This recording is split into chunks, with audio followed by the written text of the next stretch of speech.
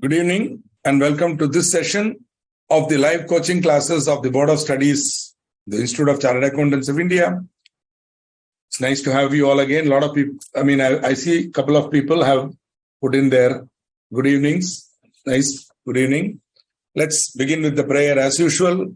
Sahana vavatu, sahanau bhunaktu, sahaviryam karvavahi, tejasvinavaditamastu mavid Shavahai. Om Shanti, Shanti, Shanti. Fantastic, that's great. And I have a question. I have greetings from Dhyanesh, Chatan Gadia, Jyotija, Priyanka, Mr. Patsadi is here, Sushil Kumar. Welcome, sir, and all of you. Nice to have you all back. And Dhyanesh Ingle begins with the question, what is the meaning of acknowledgement due? I think, are we talking about postal acknowledgement due? That is when you send a post by RPAD, registered post acknowledgement due. That means you will also attach a small slip wherein the recipient of that record will confirm that he has received the letter. That becomes a proof of delivery. That becomes a kind of a proof of delivery. Okay, so that is why that is called acknowledgement due. Out of context, if a question is asked, I can only give this much reply. My understanding of acknowledgement due is when you're sending it through post by the postal department, if you want it RPAD, registered post, and you pay extra, for which they get you a proof of delivery, POD, it's a proof of delivery, acknowledgement due. That's what it means. Actually. I don't know which context. Maybe it is in one of my slides. Maybe it's there. I'm not denying it, but this is what it could have meant. If you are sending something by post, you will get your acknowledgement. If that is what it means. Today, we are getting into a totally different topic, which is accounts of companies. I don't know whether this jump is thing because I have given certain dates to the organizers. Based on that, they have allotted me the session. So, if some other chapter is not covered in between, you might want to take it up with somebody else. Please do not put question in my class. This I am going to talk about 9 today. Okay.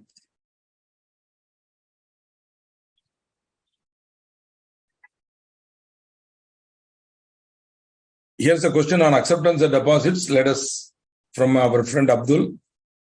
If private infrastructure company issue debenture for more than 10 years, you yourself find out the answer. No, Mr. Abdul. I have already given you the exemptions. What is not deposit clearly. So your question is incomplete, is unfortunate problem. Your question is incomplete because you are not giving further data, whether it will come under that also. And why 10 years, again, I do not know. Okay, why 10 years, I do not know.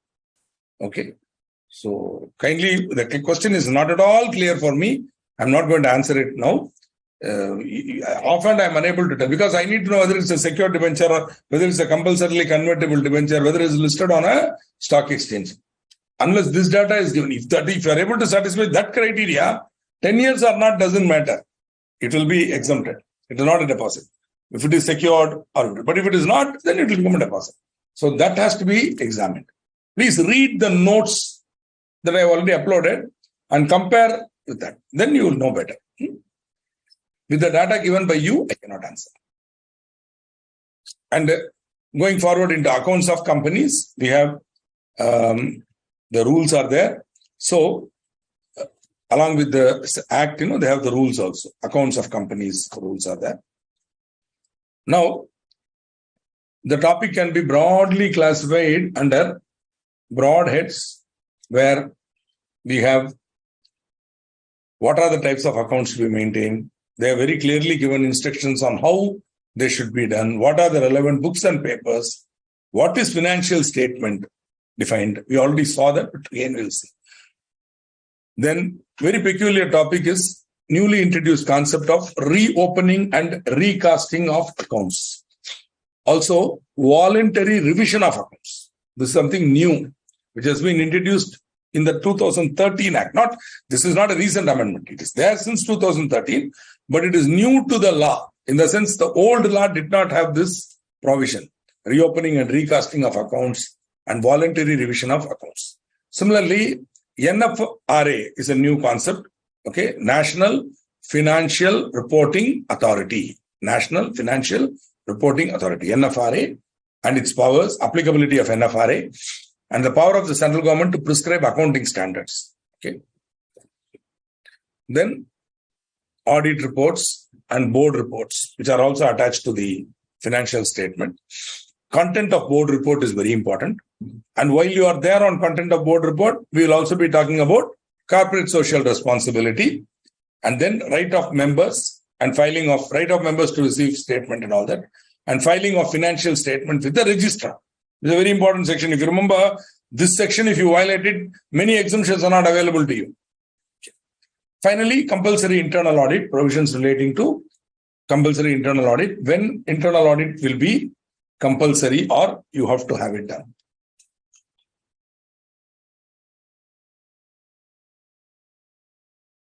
So every company shall prepare books of account and other relevant books and papers. Friends, just for your information and for your knowledge, see the spelling I have used for books of account. This is the correct spelling. Sometimes even in the Bar Act, you might find it is sometimes once or two places I see it. It will be said book of accounts or books of accounts, which is a more often misused way is books of accounts. No, it is books of accounts. See, son-in-law, plural, sons-in-law, not son-in-laws or sons-in-laws. Okay, like that. So books of account, son-in-law, sons-in-law, book of account, books of account. Plural is books of account. Account is singular always. Okay. You may want to use this spelling going forward whenever you are using the word books of account, please. In case I have used it wrongly in any of these slides, excuse me, I will even correct it at that point in time. But correct usage is books of account. Also, books and papers, it's a defined word. We might have seen it in definitions when we saw preliminary definitions, books and papers and financial statement. So this is the duty of a company under section 128.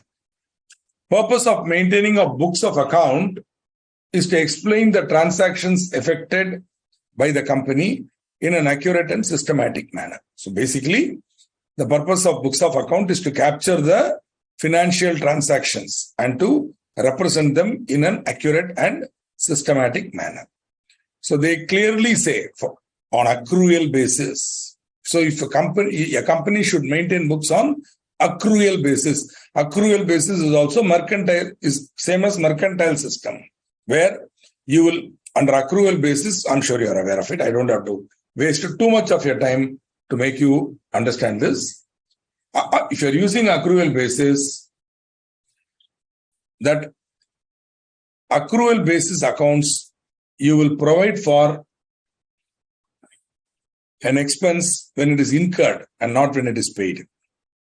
Similarly, you will recognize an income when it is earned and not when it is received.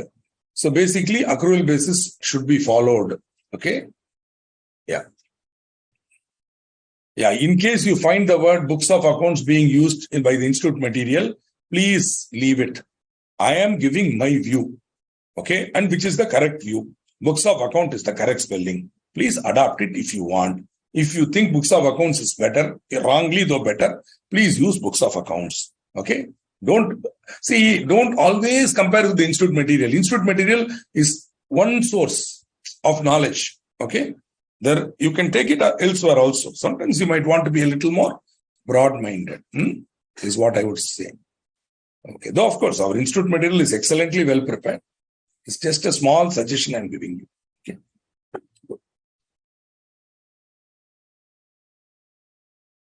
Accrual basis. Also, double entry system of accounting. You see, most of you have gone through intermediate. You're going through intermediate means you've already completed BCom possibly. You've completed, some kind of a junior college or a +2 or a PUC or whatever you covered, where you would have studied in detail about double entry system of bookkeeping. So double entry system of bookkeeping, accounting, or we call it bookkeeping or accounting, where we apply the rules of double entry. so that every transaction will have a debit aspect and a equal and opposite credit aspect, and that it is accounted. So point is simple. The law makes it mandatory. So a company cannot avoid having books of account. Such books shall be kept on accrual basis according to double entry system of accounting, very clearly. So company does not have the option to maintain books of account on cash basis. On cash basis. Books of account includes, it's an inclusive definition, 2 subsection 13. Definition, I'm giving it here because it is relevant here. Books of account is not defined exhaustively. Definitions are of 2 types, exhaustive definition and inclusive definition. In a way, deposits is exhaustively defined. Deposits means they give you all sums of money received by a company, by way of borrowed by a company, by way of loan or deposit. You know that. Okay. There it is exhaustive. Having defined it so exhaustively, they started excluding. This is not deposit, that is not deposit. So you saw so many exemptions to the main rule, which is exhaustive. Here they are giving it inclusive. Books of account definition is inclusive. That means certain examples are given, but others could also be there. But records to be maintained in respect of all sums of money received. You see, suppose in addition to that, a company wants to maintain other records. They are not prevented. But these records should be there. So books of account includes this plus any other records that you are maintaining for your own purposes. But minimum kam se kam you should have records maintained in respect of all sums of money received and expended. Received and expended means spent. Expended means spent by a company and matters in relation to which the receipts and expenditure take place. So you have to keep track of all the monies received and expended. They use the word received and expended, but remember accrual basis. So even if it is not received, if it is receivable accounting, expended, expendable accounting. Okay. So though they use the word here like this, accrual basis means you have to go beyond this. Similarly, all sales and purchases of goods and services by the company, assets and liabilities of the company, and the items of cost as may be prescribed. Later on, when you come to cost audit, we will see compulsory in auditing. We will see compulsory cost audit. There we will talk about maintenance of cost records or cost accounting system. So this is the definition of books of account, right? Now, book and paper or book or paper include books of account, deeds, books of account or books and paper, straight away. Deeds, vouchers, writings, documents, minutes and registers maintained on paper or in electronic form. So basically, books and paper includes books of account and it has a wider import. The term book and or paper has wider import. Okay. Deeds are there. Any document of title, that is a paper, books and paper. Vouchers. So all these are paper. Okay. Books of account would be books. Any other, if you are having any bound book, that becomes another book. Vouchers, writings. For example, there may be a system in the company by which every expenditure should be justified by a note. So if an expenditure is to be approved by a manager at one level, somebody has to put up a note saying this expense is needed, kindly authorize it, authorization note. Then it will be authorized by him. Then only this expenditure will happen. So that authorization note is a writing. Especially, this becomes very relevant because as an auditor, you are entitled to go through the books and paper also. You can call for book and paper. Any book, any paper you can call. For example, you're auditing the accounts. You're seeing a transaction. You're asking what it is. They give you an explanation. Then you can say, provide the supporting document. Complete documents are to be given. You can't say, I can't do this, I can't do this. Originals are to be given. Including, suppose approval is needed as per the SOP. Where is that approval? That becomes a writing. Everything should be put in the thing. So that these documents become very important. In fact, much of auditing, in those days at least, used to be going through these deeds, vouchers, writings, documents and all that. But today, most of these documents, writings, accounts, etc., are available online. So they can be maintained in electronic form. We'll be seeing that. Okay. In fact, they can be maintained, the entire transactional data can be in electronic form.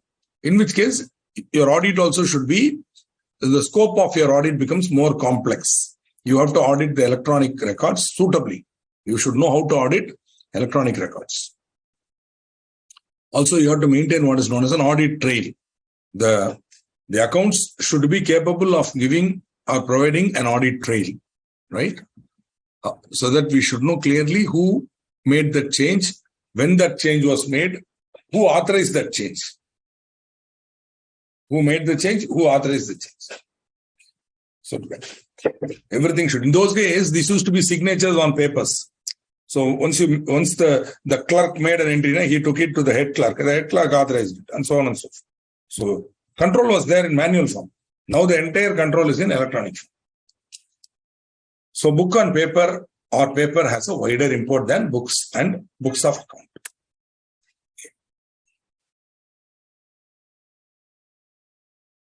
The books of account shall be prepared and kept at the registered office of the company. But you can also keep it at such other place in India as the board of directors may decide. For example, company may be having its registered office in, I might have mentioned, Bhavra, Madhya Pradesh. Bhavra. Agreed. Okay. Now, you might want to see that is where the factory is, and maybe the founders were there. The company was originally started in that place, in Madhya Pradesh. So they want to have that as the registered office of the company. No problem. But the bulk of the business of the company would have moved to a more, shall we say, prominent location, either Mumbai or they might have come to Indore at least. In which case, though the registered office of the company is in the factory at Bhavra, you may want to maintain the books of account at such other place in India as the board of directors may decide. Why I put in India in caps? Books of account pertaining to Indian operations should be maintained in India. Very, very important. In such a case, the company shall, within 7 days thereof, file with the registrar a notice in writing, giving the full address of that other place, books of account of branch, etc. So you should first file with the registrar within 7 days a notice in writing, giving the full address of that other place. So that where the books of account are maintained should be a recorded fact. Later on, possibly when you come to final level, you will be taught inspection and investigation. Inspection and investigation, where the registrar of companies or the regional director has the power to conduct an investigation. So they can come to your premises, the company's premises, and they can look at the books and papers and the books of account. Okay, so they should know where it is maintained, so that it should be available in the registrar's office within 7 days of deciding. So if a company wants to maintain a books of account at a place other than the registered office, but in India, it may do so, provided it is in India. Okay. And that in those cases, a notice should be filed within 7 days before that, giving the full date address of the residence. Books of account of your branch office may be kept at that office. So especially this is relevant for banks. As you know, banks have numerous branches. So the accounts pertaining to that branch may be kept at that office, provided summarized returns of the branch accounts are sent periodically to the company. Usually, banks have daily reporting, weekly reporting, monthly reporting. So that summarized returns are maintained. See, now this is fantastic. In 2013, our friends say all this. Remember, today, almost all banks, they are using what is known as CBS. Okay, which is completely centralized banking system, where no branch has any record. They have only thin clients. They have terminals through which they can access the main database and server. And the application will be sitting here and the access will be given. Then everything will be there in the main server. Whatever you want to do, you do with your user ID password or the audit trail. And If you are going through your branch code, only you can see your record. Nothing else will be seen. You can't see some other account. No. So this type of control is today possible using electronic medium. See, books of account maintained in electronic media. So in good old days, when it was manual, the manual books can be kept at the branch office. Today, all books are kept at in the server, which should be technically it should be in India, ideally. See, the question now will be, and maybe the answer will come when you come to electronic books of account. Question is, if you are maintaining books in electronic form, where is the location? That becomes a major problem. We'll see that when you come to maintaining books in electronic form. As of now, if you have a branch office, you can maintain the books of account of your branch office, you can maintain separately. That summarized returns are also to be given by the branch to the company periodically. Later on, you will be seeing that branches can be audited. You can have a branch auditor who need not be the statutory auditor, depending on convenience. For example, banks, they have numerous branches. So for conducting the statutory audit of certain eligible branches, they appoint local auditors. Local eligible auditor chartered accounting firms are appointed for audit of banks, branches, branch auditor. So later on, when you come to auditing, we will see what is the duty of a branch auditor and what is the liability of a branch auditor. Okay. As I told you, this is a very important point. Today, we have moved away from manual records to maintenance of books of account in electronic mode. So 128.1 proviso. And how to maintain books in electronic mode contained in Rule 3. Okay.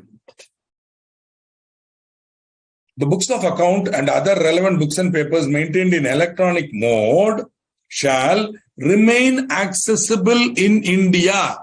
They use the word accessible in India so as to be usable for subsequent reference. They have used very, very simple English, not technical, not even sophisticated. They want to be crystal clear that if you are maintaining books of account in electronic mode, you may have it on a server, no problem, but it should remain accessible in India. Okay, that means, see, again, if you are going to be very puristic about this, you could take an objection or you could say, what is this in? Because the accounts are maintained in, let us say, Australian server or on the cloud. Where is it? We don't know. It's anywhere. But you can access it from India, from your wherever it is. So that at any point in time, the account should be capable of being accessed from India and it should be usable for subsequent reference. That's how it is. Okay. This is a conundrum that is yet to be answered technically. Because on the one side, they clearly say books of account shall be maintained in a place in India. It should be at the register office, should be in India, or at such other place in India. Okay. So, but books of account shall be kept at the register office. Okay. Here, for all you know, your books of account, if you are putting it on a shared server, it could be anywhere. Any server. In fact, many times the server operators to create, there are people, see, Amazon hires out its memory. Even Google is going to do that. Google gives a lot of memory to you. You can buy it from Google. So point is this memory is stored anywhere. It may be in India, it may be abroad. It doesn't matter. But all they are saying is wherever you are having it, it should remain accessible in India. And it should be retained completely in the format in which they were originally generated, sent or received, or in a format which shall present accurately the information generated, sent or received, and the information contained in the electronic records shall remain complete and unaltered. So, suppose you are generating an invoice. They are saying that invoice also should be available for me. Not enough if the data is there. That invoice itself should be available to me. And even if it's in electronic form, it should be there, is the point. So, the books of account maintained in electronic form shall be remain accessible in India and should be retained completely in the format in which they were originally generated. So, whatever is the format in which they have generated, you should keep a original copy. And which means you will, ideally what you should do then is scan. So as and when documents are generated, you scan them and upload them onto the books of. So in fact, today you are having very complex document managing systems that can be combined into the accounting software, which is done. So that the minute you go to the transaction, now you click on the transaction, purchase, let us say, you click on the purchase, then automatically it will show the account, etc. But if you click further on it, it will actually let you go to from the purchase account, you can go to the purchase journal. And from the purchase journal, you can pick one invoice and you can go to the invoice. From that invoice, you can pick purchase order. You can go and see the purchase order. Everything, it will be in the scanned image will be available. If the supplier's invoice is there, it will be scanned and kept. So once you click on it in that transaction, you can see the invoice on screen. Okay. So that level at which you can have sophistication in data management. For the financial years commencing on or after the first day of April 2022, every company which uses accounting software for maintaining its books of account shall use only such accounting software which has a feature of, they have used the word financial year. But don't you think it should be financial years? That's why though the word year is not there, I'm unfortunately supplying it in brackets and putting a question mark. So it is not there. So immediately if you tell me, if you do a comparison between this and the institute material, maybe you'll find institute material is taken it directly from the rule. In which case, financial year. Whereas I'm adding yes there. That is what the English should be. This sentence in English to be meaningful should be read like this only. For the financial years, commencing. If you say financial year, it will be singular, only 1 year. That is this 23 March. But they mean any financial year. For the financial years, commencing on or after first day of April 2022, every company which uses on or after first day of April. That means 23 is the first financial year when this provision has to be complied with. So every company which uses accounting software for maintaining its books of account, which is almost 98% of the companies in India.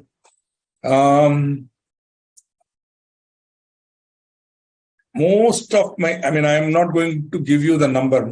The number is pretty large. Number of clients I have is pretty large. To my knowledge, 99.5% of my clients are using some software or the other. 0.5%, not even that, very small percentage. Rare, I'm yet to see. Maybe he will be a very, very chota party. Chota means chota. That is turnover maybe 6 lakhs, 10 lakhs, 8 lakhs. Even for that guy, what we will do, he may be non-corporate. Corporate, no way, because rule is there now. He has to maintain books. So we prefer to maintain it on any accounting software. Any accounting software. Anybody can give me names of accounting software? What are the accounting software that you have heard of or you are using or you are familiar with? Accounting software. I'm sure many of you are doing your articles. So what are all the accounting software which are available today in India? Quickly. This is just to, the idea is to keep the interest going. Okay. So whatever is that, let us see the names coming up. Okay. So whatever is the accounting software, it should have a feature for recording the audit trail of each and every transaction. I told you, who generated it, who put it up, who entered the transaction, who authorized it, when. So you should capture the user ID and so by that basis, I can tell who did it. So that tomorrow, if we have any, shall we say, issue, we will know when it could have happened. So that is the level at which we can check frauds because we will know the exact timing when the entry was made and things like that. So yeah, I'm happy. I was waiting for some of these names and you are giving it to me. So nice. Okay. Yeah. Hey, Manoj Kumar Thakur, I'm so sorry. If that is so, then I will stand corrected. So I will stand corrected. I will update this accordingly and I will send it. Okay. Could have happened because of this so-called pandemic. I think they extended it. I think I missed that circular. When I conducted this class in 22, this announcement had not come. Sorry. I thank you for that wonderful input, and we will go ahead. Which means this year you are escaping, but whatever it is, it will come finally into the system. I will also check up and I will confirm this to you. If that is so, if we will definitely change it. I'm sure you are aware of it. So nice of you, sir. Thank you. So all of you are giving me excellent names like Tally, Finacle. Finacle is for banking industry. Finacle is a banking software, but good. That Finacle also has accounting built into it. Zoho, SAP. SAP has an accounting function. Oracle. Wow. So financial, Tally, Firefox. Great. Tally, ERP9. Wow. Tally, Zoho, SAP. Like that. Tally seems to be regular. FreshBooks, QuickBooks.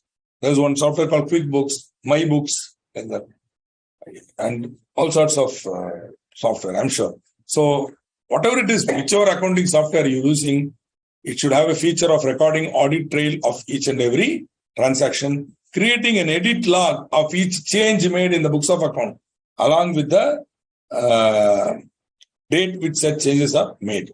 So clearly we should know who edited, when, and what is the date when such changes were made.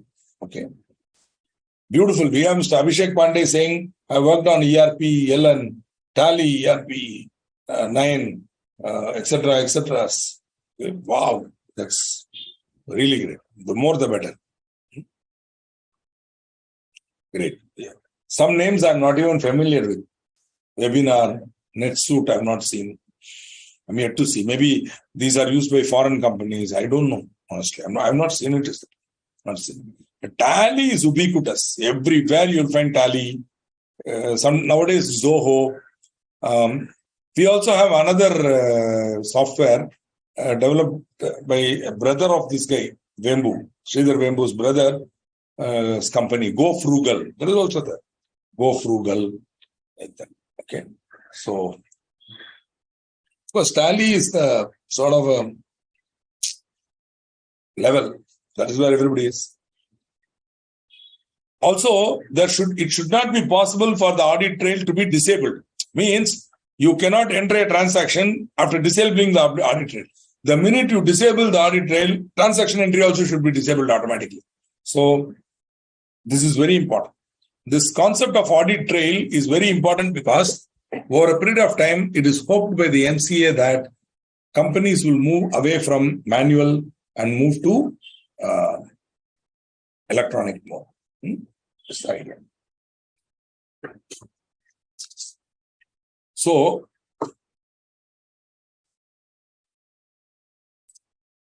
maintenance of books of account in electronic mode continuing. Information received from branch offices shall not be altered and shall be kept in a manner where it shall depict what was originally received from the branches. The information in the electronic record of the document shall be capable of being displayed in a legible form. The audit committee or the board. See, later on in your syllabus, audit committee is not there. When you come to directors only, you will come to committees of directors where you will find audit committees included. So, if an audit committee is there, then it is the job of the audit committee to ensure that the books of account are maintained.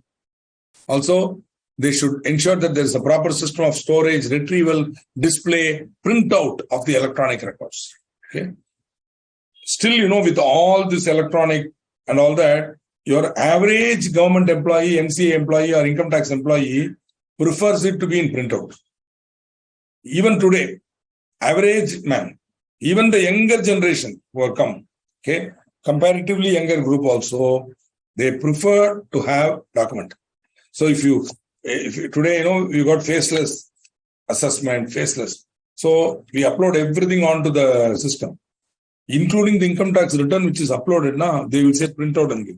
Many times I told, sir, your income tax return is available in your system, sir. Just to go and look at it. It is there in your system. On your laptop, you can see.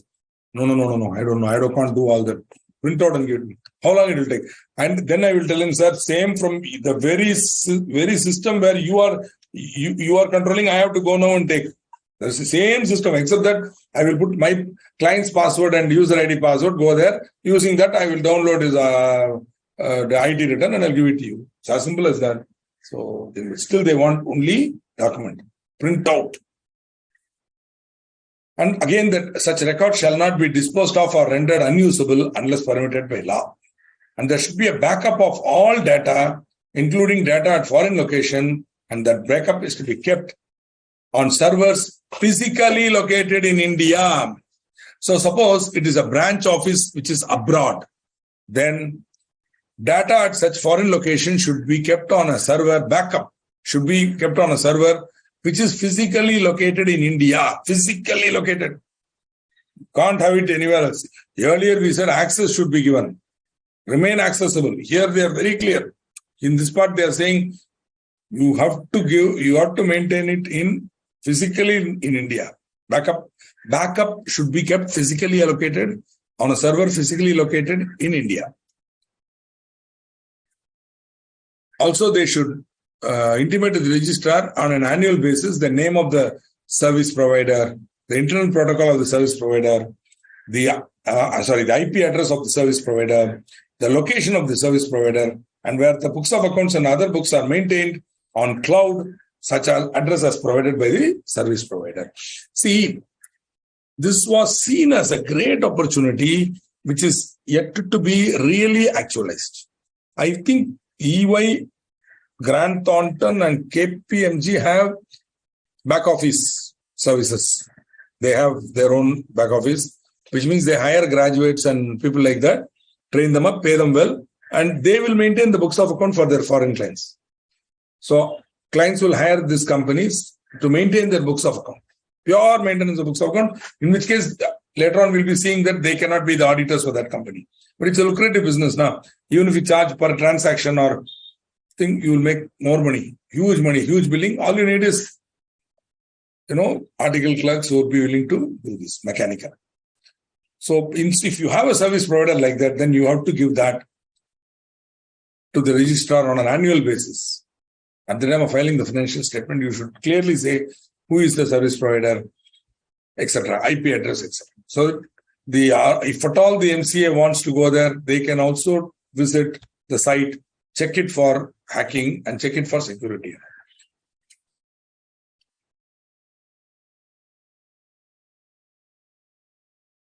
This is an interesting and important provision. The books of account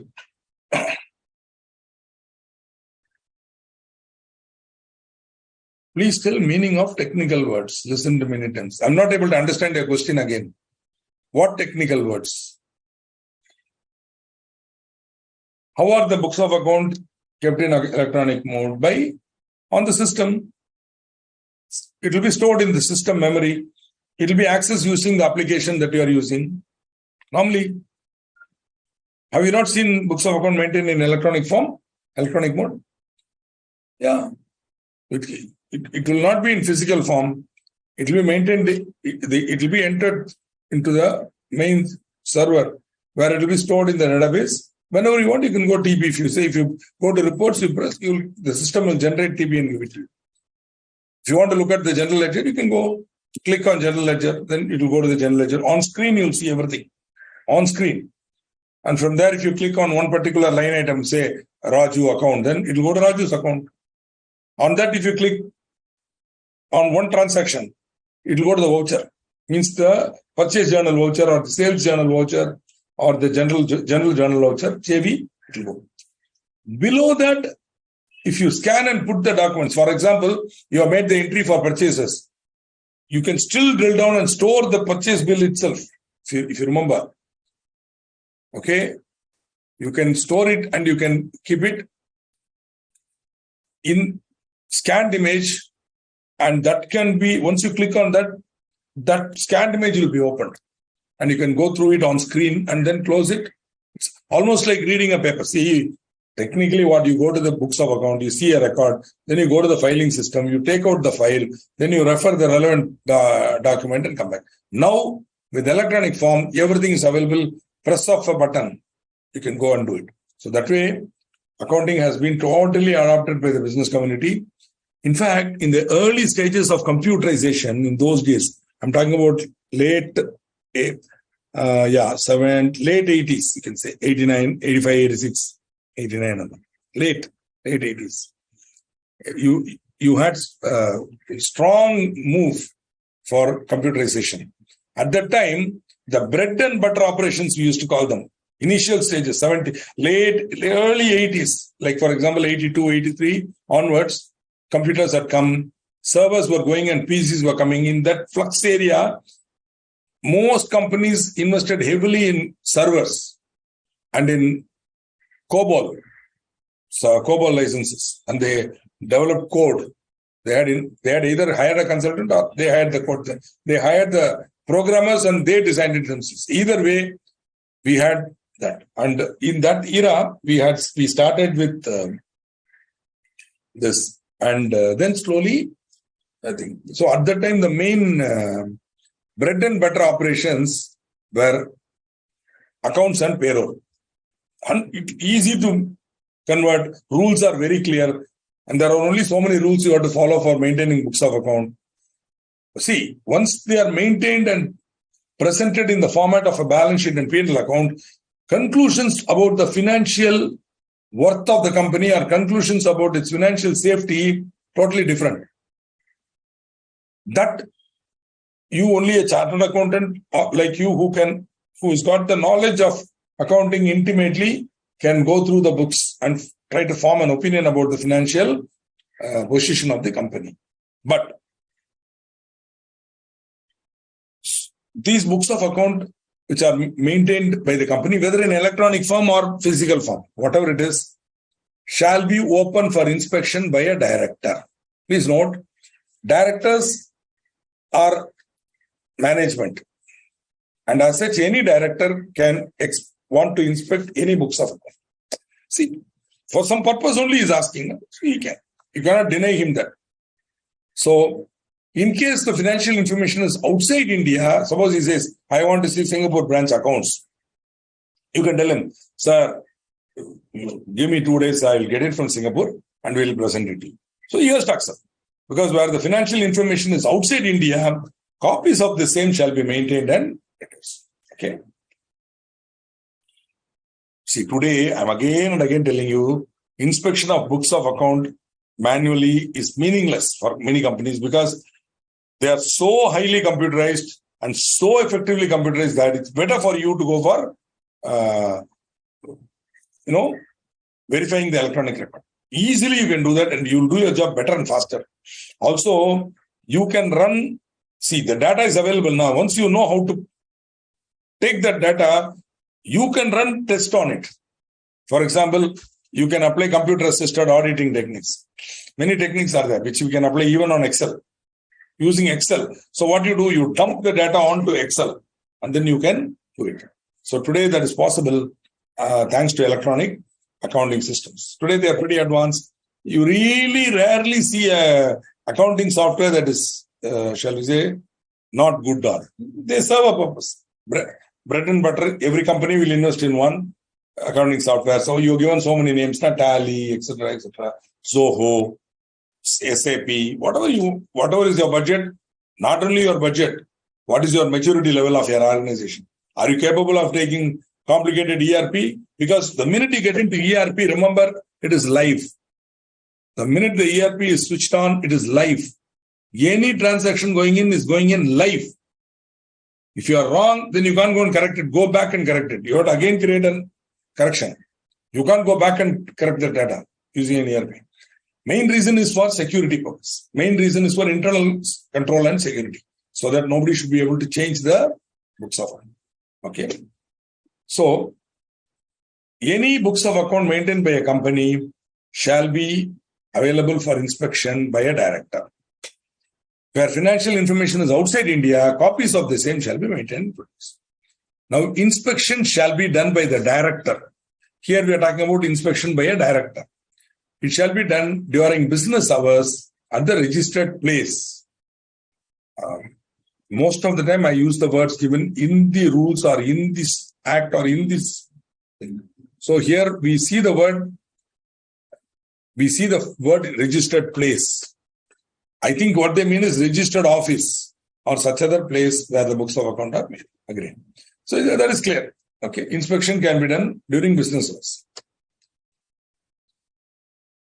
Now, where an inspection is made by a director, as above said, the officers and other employees of the company shall give to the person making such inspection all assistance in connection with the inspection, which the company may reasonably be expected to give, because he is a director.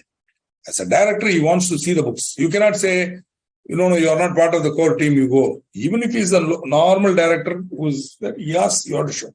No other go. Okay. Even if you feel he need not say, that is your choice. You have to, shall give to the person all assistance in connection with the inspection, which the company may reasonably be expected to give. Inspection in respect of any subsidiary of the company shall be done by the person authorized in this behalf by a resolution of the board of directors. Suppose you want to inspect the books of a subsidiary of this company, then it can be done only by a person authorized in this behalf by a board of directors. So once they do that, then such a person can also do it.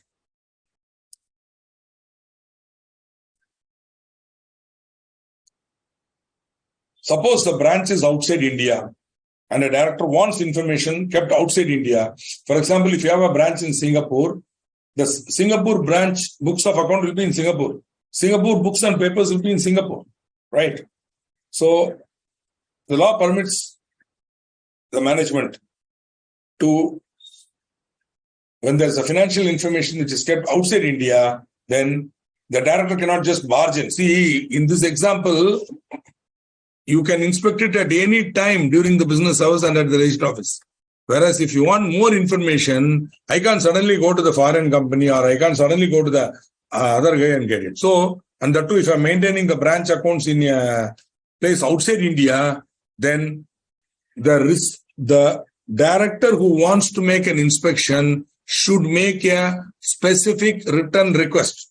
We should say, I am interested in inspecting the books of account. Kindly send me a copy of your Singapore branch. So all the records that are maintained by Singapore branch, what has to be given to him? Shall give to the person making all assistance. Anything that he has to be given. Okay. Now, whenever director is asking for financial information, he should make it in writing. And it should be made by the director himself, and not by or through his power of attorney holder or agent or representative. Okay. So any request for financial information should be made by the director himself and not by or through his power of attorney holder or agent or representative. Okay. The financial information shall be provided within 15 days of receipt of written request. Beautiful. Now, do you have some questions? I'm so happy to know that. Vedant Vora is asking how they are maintained in. I've already answered it, I think. How can the books of account be kept in foreign country if the company is incorporated in India? Foreign branch. Okay. This record, which is outside India, will be in respect of a foreign branch. With respect to the main company, it will be in India only. We already saw that.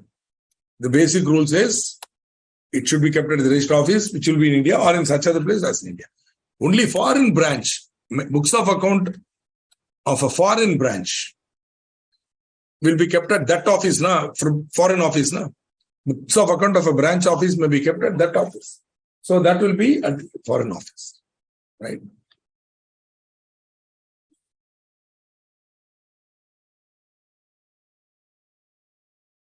So, the financial information shall be provided within 15 days, etc. Now, I will go through your other earlier questions. In the meantime, you can answer this question. I will expect your answer. This is a question asked in the examination carrying 3 marks.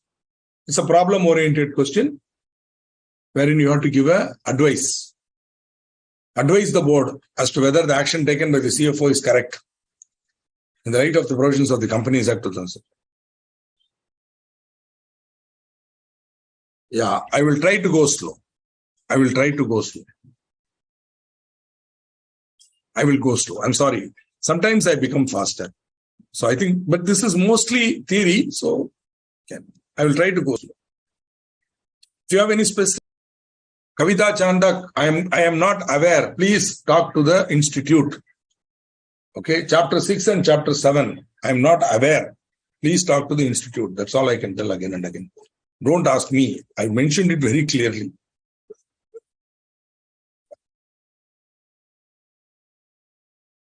Absolutely. See, one big opportunity I'm seeing in the many companies is for even chartered accountants who are in practice is porting the existing accounting system onto the ERP. Most small and medium enterprises are now trying to make their businesses ERP friendly. They're trying to upload a ERP. ERP is Enterprise Resource Planning Software. It could be SAP, which is very costly, or they could see there are many ERP vendors. See, technically they call it ERP, but some of it is not ERP, but most of it is live, online, live. And as transactions are happening, it will be accounted in the system, updated in the server. Okay, so such systems are there. Even Tally has, as somebody has pointed out, ERP. Simultaneously, you can access from various servers. So the entire company has the same view. For example, which means there's a huge opportunity there. Problem is most ERPs are good for inventory and sales. The sales module and the inventory module will be superbly used. But finance, accounts, they will not come. They will prefer to go to Tally or some other software. But here's a great opportunity for you. Once you come for practice, you can undertake this assignment for companies by helping them to move to ERP full-fledged. Pure consulting, you can do that. It's a very, very lucrative, nice opportunity available for companies. Okay, so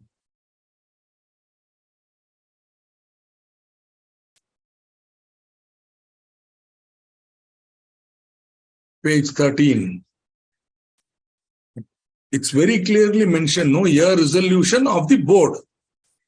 Here it's in slide 13, it is very clearly said, year resolution of the board. So here it is board resolution.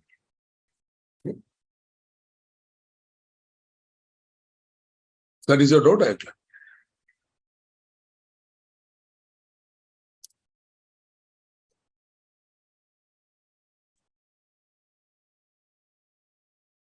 See, he is the director of the holding company, and he might find that some transactions with the subsidiary or investment in the subsidiary is not clear. So he has the right to inspect the subsidiary. Okay, so he can inspect the books of the subsidiary also. The idea is to know more information about the transaction. Why would he want to do that in the first place? Because he feels that in the board meeting, he is not getting sufficient information. The director usually attends the board meeting, maybe a non-executive director or an independent director. He attends the board meeting. There they give him quarterly financial statements, etc., etc. But when he is asking for specific details, they're not giving it. So he says, I will myself inspect your books. Kindly produce the books or give me access to your software and I will see it. Okay, that is it. Okay. So if ROC or RD wants to inspect, then also any director need to provide subsidiary in writing. ROC and RD inspection is a special topic. It is in your final syllabus. So once those points are triggered, then they can come and inspect. In which case, yes, directors have to give a thing. This is only for director inspection. This section is only for director inspection. ROC, RD not covered in this section.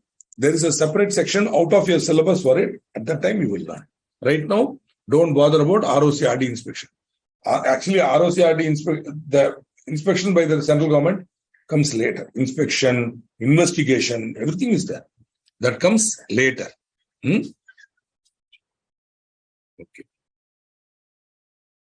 So, who is CFO? By now, Aslam must have put meaning now. Who is CFO? What is it? Rather, what is the expansion of the term CFO, Chief Financial Officer, Chief Financial Officer, who has been entrusted with the job of maintaining the books of account. Okay.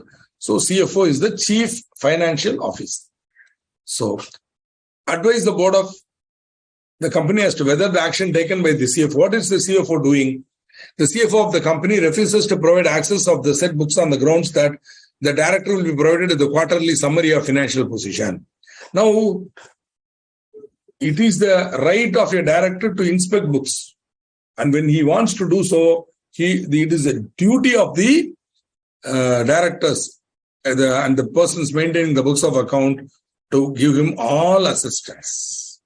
Okay, officers and other employees. So our friend CFO will come under the category of officer. Actually, he is a key managerial personnel, Chief Financial Officer, CFO. In fact, one day or the other, since you are planning to do CA, Ms. Kavita Chandak, I hope your aspiration itself will be to become a CFO. Hopefully, at the end of, once you qualify as a chartered accountant, many people have the goal of becoming a CFO. Okay. Not immediately. You can't. It's highest position in finance. In a company, that is the highest position. Chief Financial Officer, reporting directly to the MD and board. Very important position. You can go there. Maybe at 42 years, you can try. You'll go there. Some of you might go who are having the knowledge, the articulation, the ability to speak, etc. Plus, you are knowledgeable, highly knowledgeable, then you can become CFO. So, it's first of all, the action taken by the CFO is not correct. You have to write this. See, the answer is here. This is the answer. 1, 2, 3.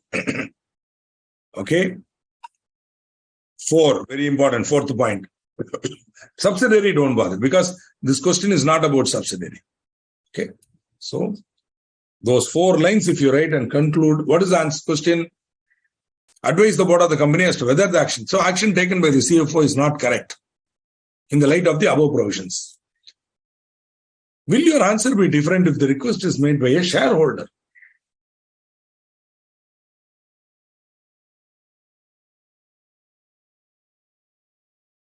Yeah, Mohammad Aslam, I have seen your answer. You are not wrong. But the way in which you are written, as usual, is confusing. You can be simpler in the way you write. And you have put the word director must get within 15 days. I would rather not use such wordings. Okay? Because what does the section say? It is the duty of the CFO to give. So instead of saying the director must get, I suggest, you are not wrong, but I can use better wording. You can say, it is the duty of the CFO to provide all assistance. And one of the important things is that it should be provided within 15 days. So instead of using director must get, you can say the CE. I don't really see what you are trying to tell. Because what he is asking is the request for inspection of books of account. Okay. So he should be permitted to inspect it. 15 days is only for financial information.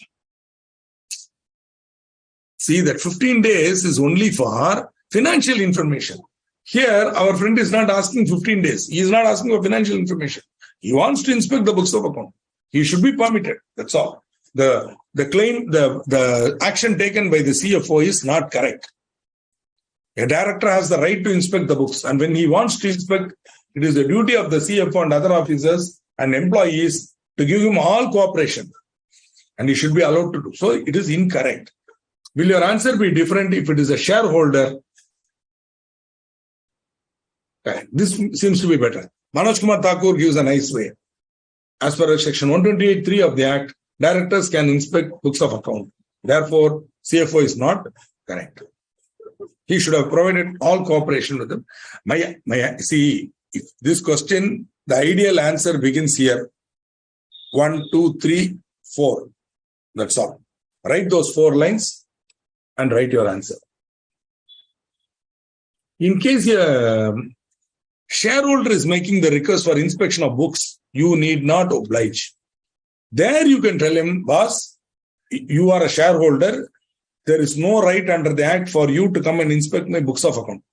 Wait calmly. Let the year get over. I will get it audited. We will hold an AGM. At the AGM, we will present the financial statement to you. That is what you are entitled. As a shareholder is not entitled to inspect the books of account. Imagine what will happen if shareholder is allowed to inspect books of account. Imagine companies with 30,000 shareholders. Every day, 5 shareholders will come and stand. I want to see this. I want to see that. Some of them may have vested interest also. So, more importantly, books of account are confidential documents. If every shareholder is allowed, I may be holding 10 shares. You will be opening up your books to me. No way. Okay. So, the law does not make it compulsory for shareholder to inspect. Shareholder cannot inspect books of account. Okay. So, if the request is made by a shareholder, the CFO can refuse to provide access, okay, on the grounds that the shareholder will be provided with a financial statement at the end of the year. Audited financial statement at the end of the year. Okay. Good. So, most of you have written correctly. See, already Mohammad Aslam is giving all the answers. CFO, he has already given that answer. Varsha Shetty, where is your answer? Geet Chauhan, most of it correct. Where is Varsha Shetty? I'm not seeing her answer. Your answer is not seen, madam, by me. I'm not able to see your original answer. Sorry. As per section 128.3. You're only going to write that, is it? Is that your answer? Then that is not correct. That is not correct. You have to write all this. Even if you don't write section, it's okay. But you have to write this completely up to here, up to give. And then you have to write. If I have to answer your question, no, your answer is not correct. Your answer is not, instead of saying it's not correct, I would say it is not complete. It can be more elaborate. You want 3 marks from the institute, you should write for that now. That much you have to write for that now. That is not there, it's the right. Okay. See, is my answer wrong? Jyoti Jal. I have given the correct answer. No, check if your answer is correct. As per section 128, books of account shall be open for inspection by director. Correct. That's correct. Your answer is correct. Nothing wrong. Your answer is correct. Elaborate enough. But my suggestion, you write little more. This may not be alone sufficient. So everybody don't ask, is it correct? Is it correct? I have given the right answer. If you have written it, it is correct. Otherwise, you can improve. Okay. Prachi Kapoor says, shareholder also has right to inspect the books of account. You are wrong, madam. Shareholder does not have the right to inspect the books of account. Okay. He may be a owner, but not the Companies Act does not give the shareholder a right to inspect books. That is why he gets the right to attend the AGM, ask any question, and he gets the financial statement. He gets the financial statement duly audited. That is all. Beyond that, shareholder no right. Okay.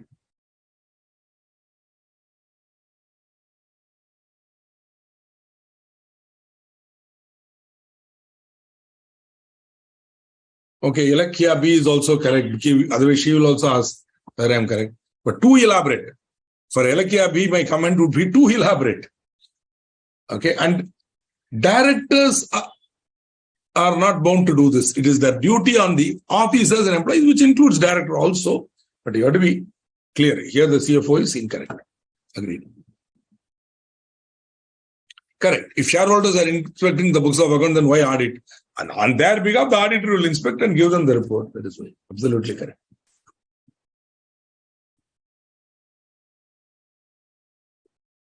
Correct. Very good.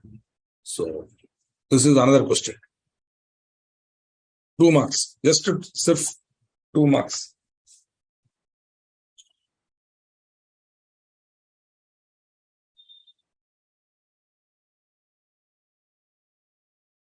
He demands certain financial information relating to the Seattle operations over phone. Examine the validity of this request.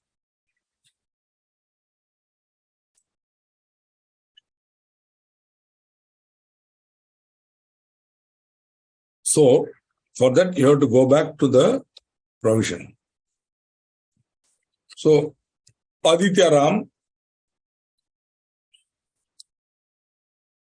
let me see if you have got it right.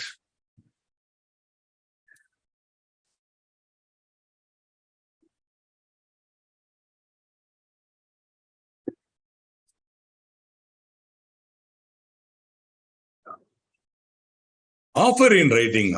Some of you, the words that you use are not accurate. What do you mean offer? You should request in writing. So what do you mean? The request should be in writing. So the first case, Aditya Ram's request was over the phone. So whereas the section very clearly states that the request for the financial information should be in writing. So A part is the request made by Mr. Aditya Ram is not valid because according to section 128 blah, the request should be in writing. As it is on over phone, it is not valid. Again, the request should be made by Mr. Aditya Ram in person and not by anybody on his behalf. So even if the written request is made by his attorney, advocate, okay, lawyer, advocate, attorney, lawyer, solicitor, all one is it. On his behalf, no. Only Aditya Ram should make a request in writing, not his advocate on his behalf. Okay.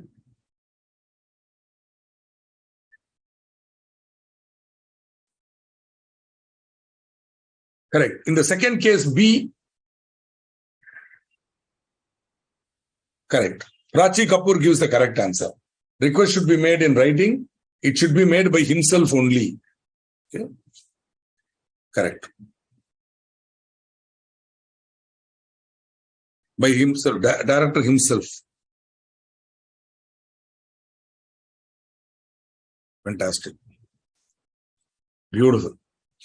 So,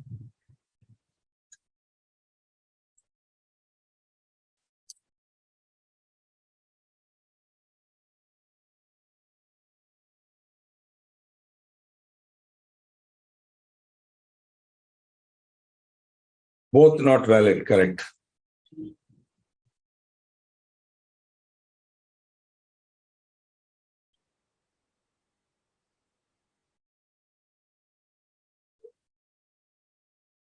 Beautiful.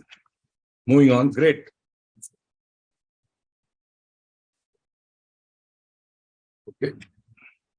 Books of account together with relevant vouchers shall be preserved for a period of not less than 8 financial years immediately preceding. Very important. Books of account should be preserved for 8 financial years. Okay. Now, immediately my friend Abdul will be eager to ask a question. Suppose the company has not completed 8 years, what happens? The same shall be preserved for all immediately preceding financial years. Okay. Good. I'm so happy you people are taking this very seriously and writing out answers on the query pad. I'm sorry that time permitting, I will read all the answers, but I'm quickly glancing through your answers. And in all cases, I find that you are right. And B, it should be in person. Correct. I think you got both the points. First case, it's not in writing.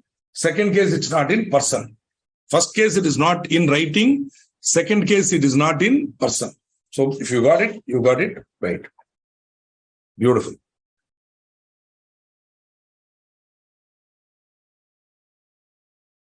So next, preservation of books of account till 8 years and or no, sir. It should be maintained for 8 financial years. Why are you confusing, Mr. Muhammad Aslam? What is your problem? Why don't you ask questions rather than put statements there? Please. The books of account together with the relevant voucher shall be preserved for a period of not less than 8 financial years. Okay. If it is less than 8 financial years, then only for the lifetime of the company it should be. Dissolution can happen 100 years later, 50 years, 25 years later. I need not maintain books of account till dissolution. Okay. Where you got this information, I do not know, but Madam, I didn't know that you have asked a question at all. When only you have Nilkum Devi, one sec. All you have put is one query which says you wanted me to go a little slow. I acknowledge that. Let me see. There was one question from you. Sir, can you explain little slow? That I saw. Nal Kum KM Devi. Nal KM Devi. So I saw that. I acknowledged it. Don't worry. If you think I have not answered it, don't get angry. You put the question now. I will see and answer it. The difference between financial year and don't use the word normal year, you call it calendar year. Calendar year. That's called calendar. Calendar year begins on 1st January, ends on 31st December.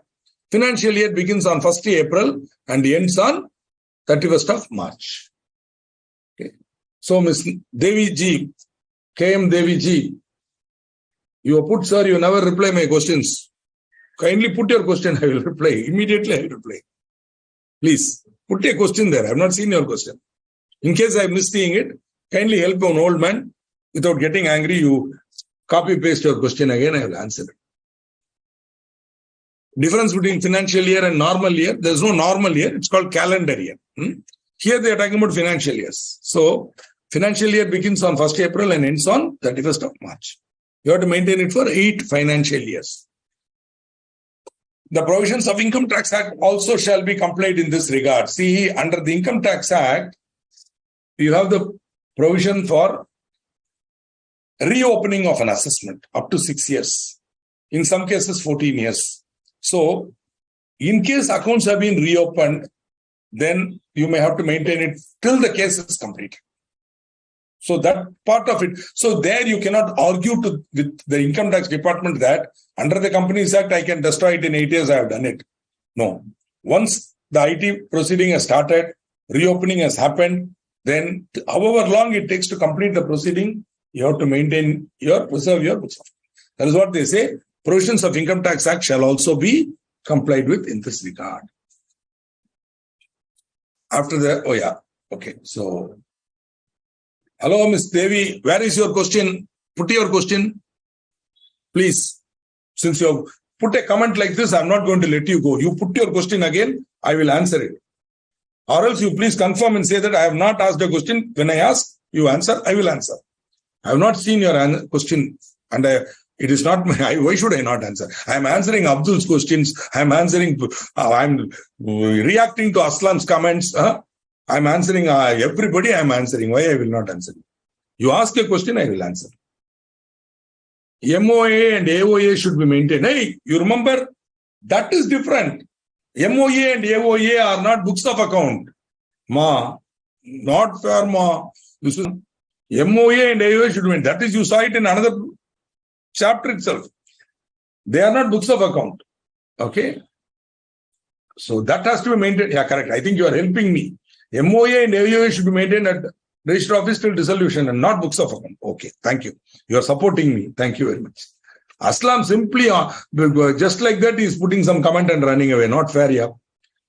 And our KM Devi is simply putting on comment and running away. What is this, yeah? I thought you were all nice students.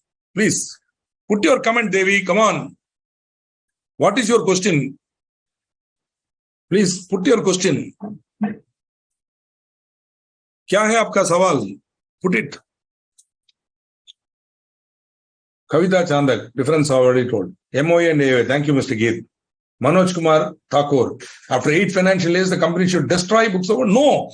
After 8 financial years, see, books of account shall be preserved for not less than 8. At the end of the 8th financial year, you should destroy. You can. See, suppose you want to maintain for 100 years, that is your problem, yeah. Nobody is saying you should destroy. The Companies Act says it is enough if you maintain for 8 financial years. After the 8th financial year, you can destroy it. Now, what I normally do, I'll tell you, at the end of the 8th financial year, as you rightly said, it should be destroyed. Destroyed means burnt, ideally burnt. But what I normally do is to be on the safer side, I ask them to retain it for another 2 years. 10 years, I have told. It is not statutory. It is my rule as the auditor is that. So I have told all my clients that 10 years we will maintain the books of account. At the end of the 10th financial year, in some time in that time, because 8 years is already over now. So maybe around Lohri, what we'll try, January, Lohri will be happening now.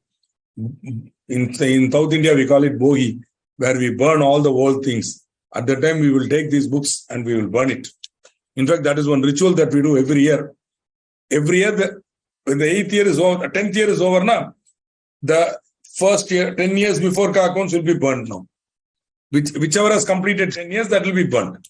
Physical records will be burnt. All the vouchers, papers, invoices, everything will be burnt. Nothing will be kept. Okay. That is it. Then, destroy. Ideally, I would say burn. What we do is, it's a big ritual in one or two companies. We will all go to an open place in the factory. All the books will be bought. Kerosene will be poured. 2 security fellows will be there. From my office, one audit representative will be there. And accounts representative will be there. Somebody, not big shots, somebody. And it will be burnt. Okay. And then photograph will be taken and certified that books have been burnt and go. So, if a company following calendar year or accounting year, then it cannot follow, Baba, uniform financial year. Maybe I have not taught it to you. When it comes, I'll tell you. All companies should follow uniform financial year.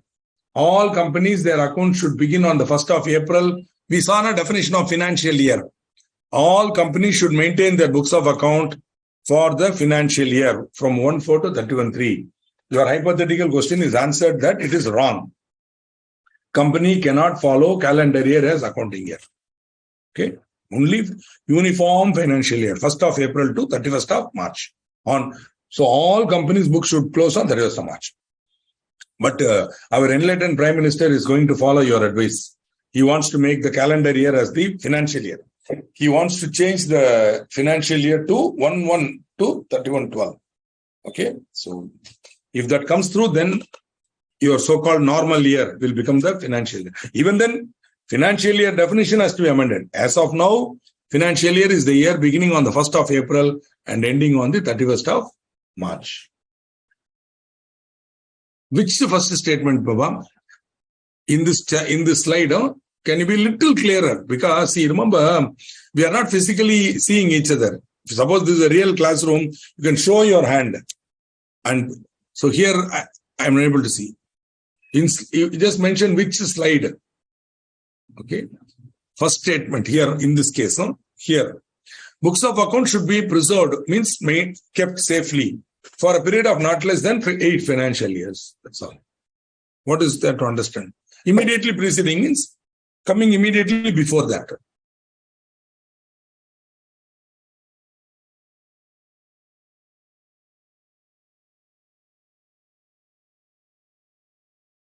Okay. Selling the books of account is not a good idea. That is why I never encourage that. See, there is no rule that prevents you from doing it. You can give it to the scrap wala, but suggestion, don't do that. Don't do that. Suggestion. My suggestion, don't burn it. My suggestion. Last point of this slide. Okay, I'll come to that.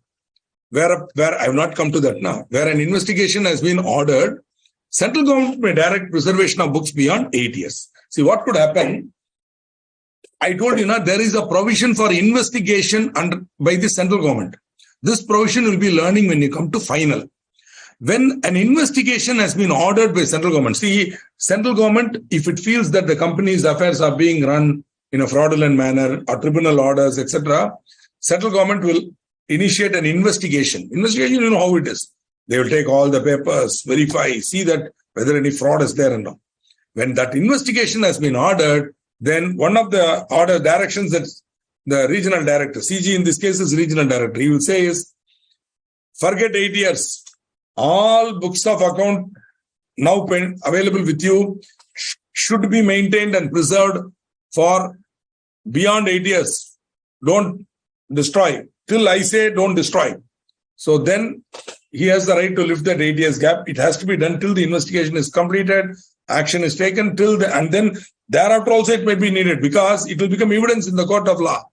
If suppose criminal proceedings are being taken against the directors, then this books of account will become evidence. Therefore, they will say these books should be preserved beyond 8 years till we say so. Like that, they can order. This will be done by the central government only when An investigation has been ordered. Clear? If for all the provisions relating to books of account, Companies Act will apply to this extent to a company. All the provisions relating to books of account will apply to the records maintained by a foreign company. You will study this when you come to final.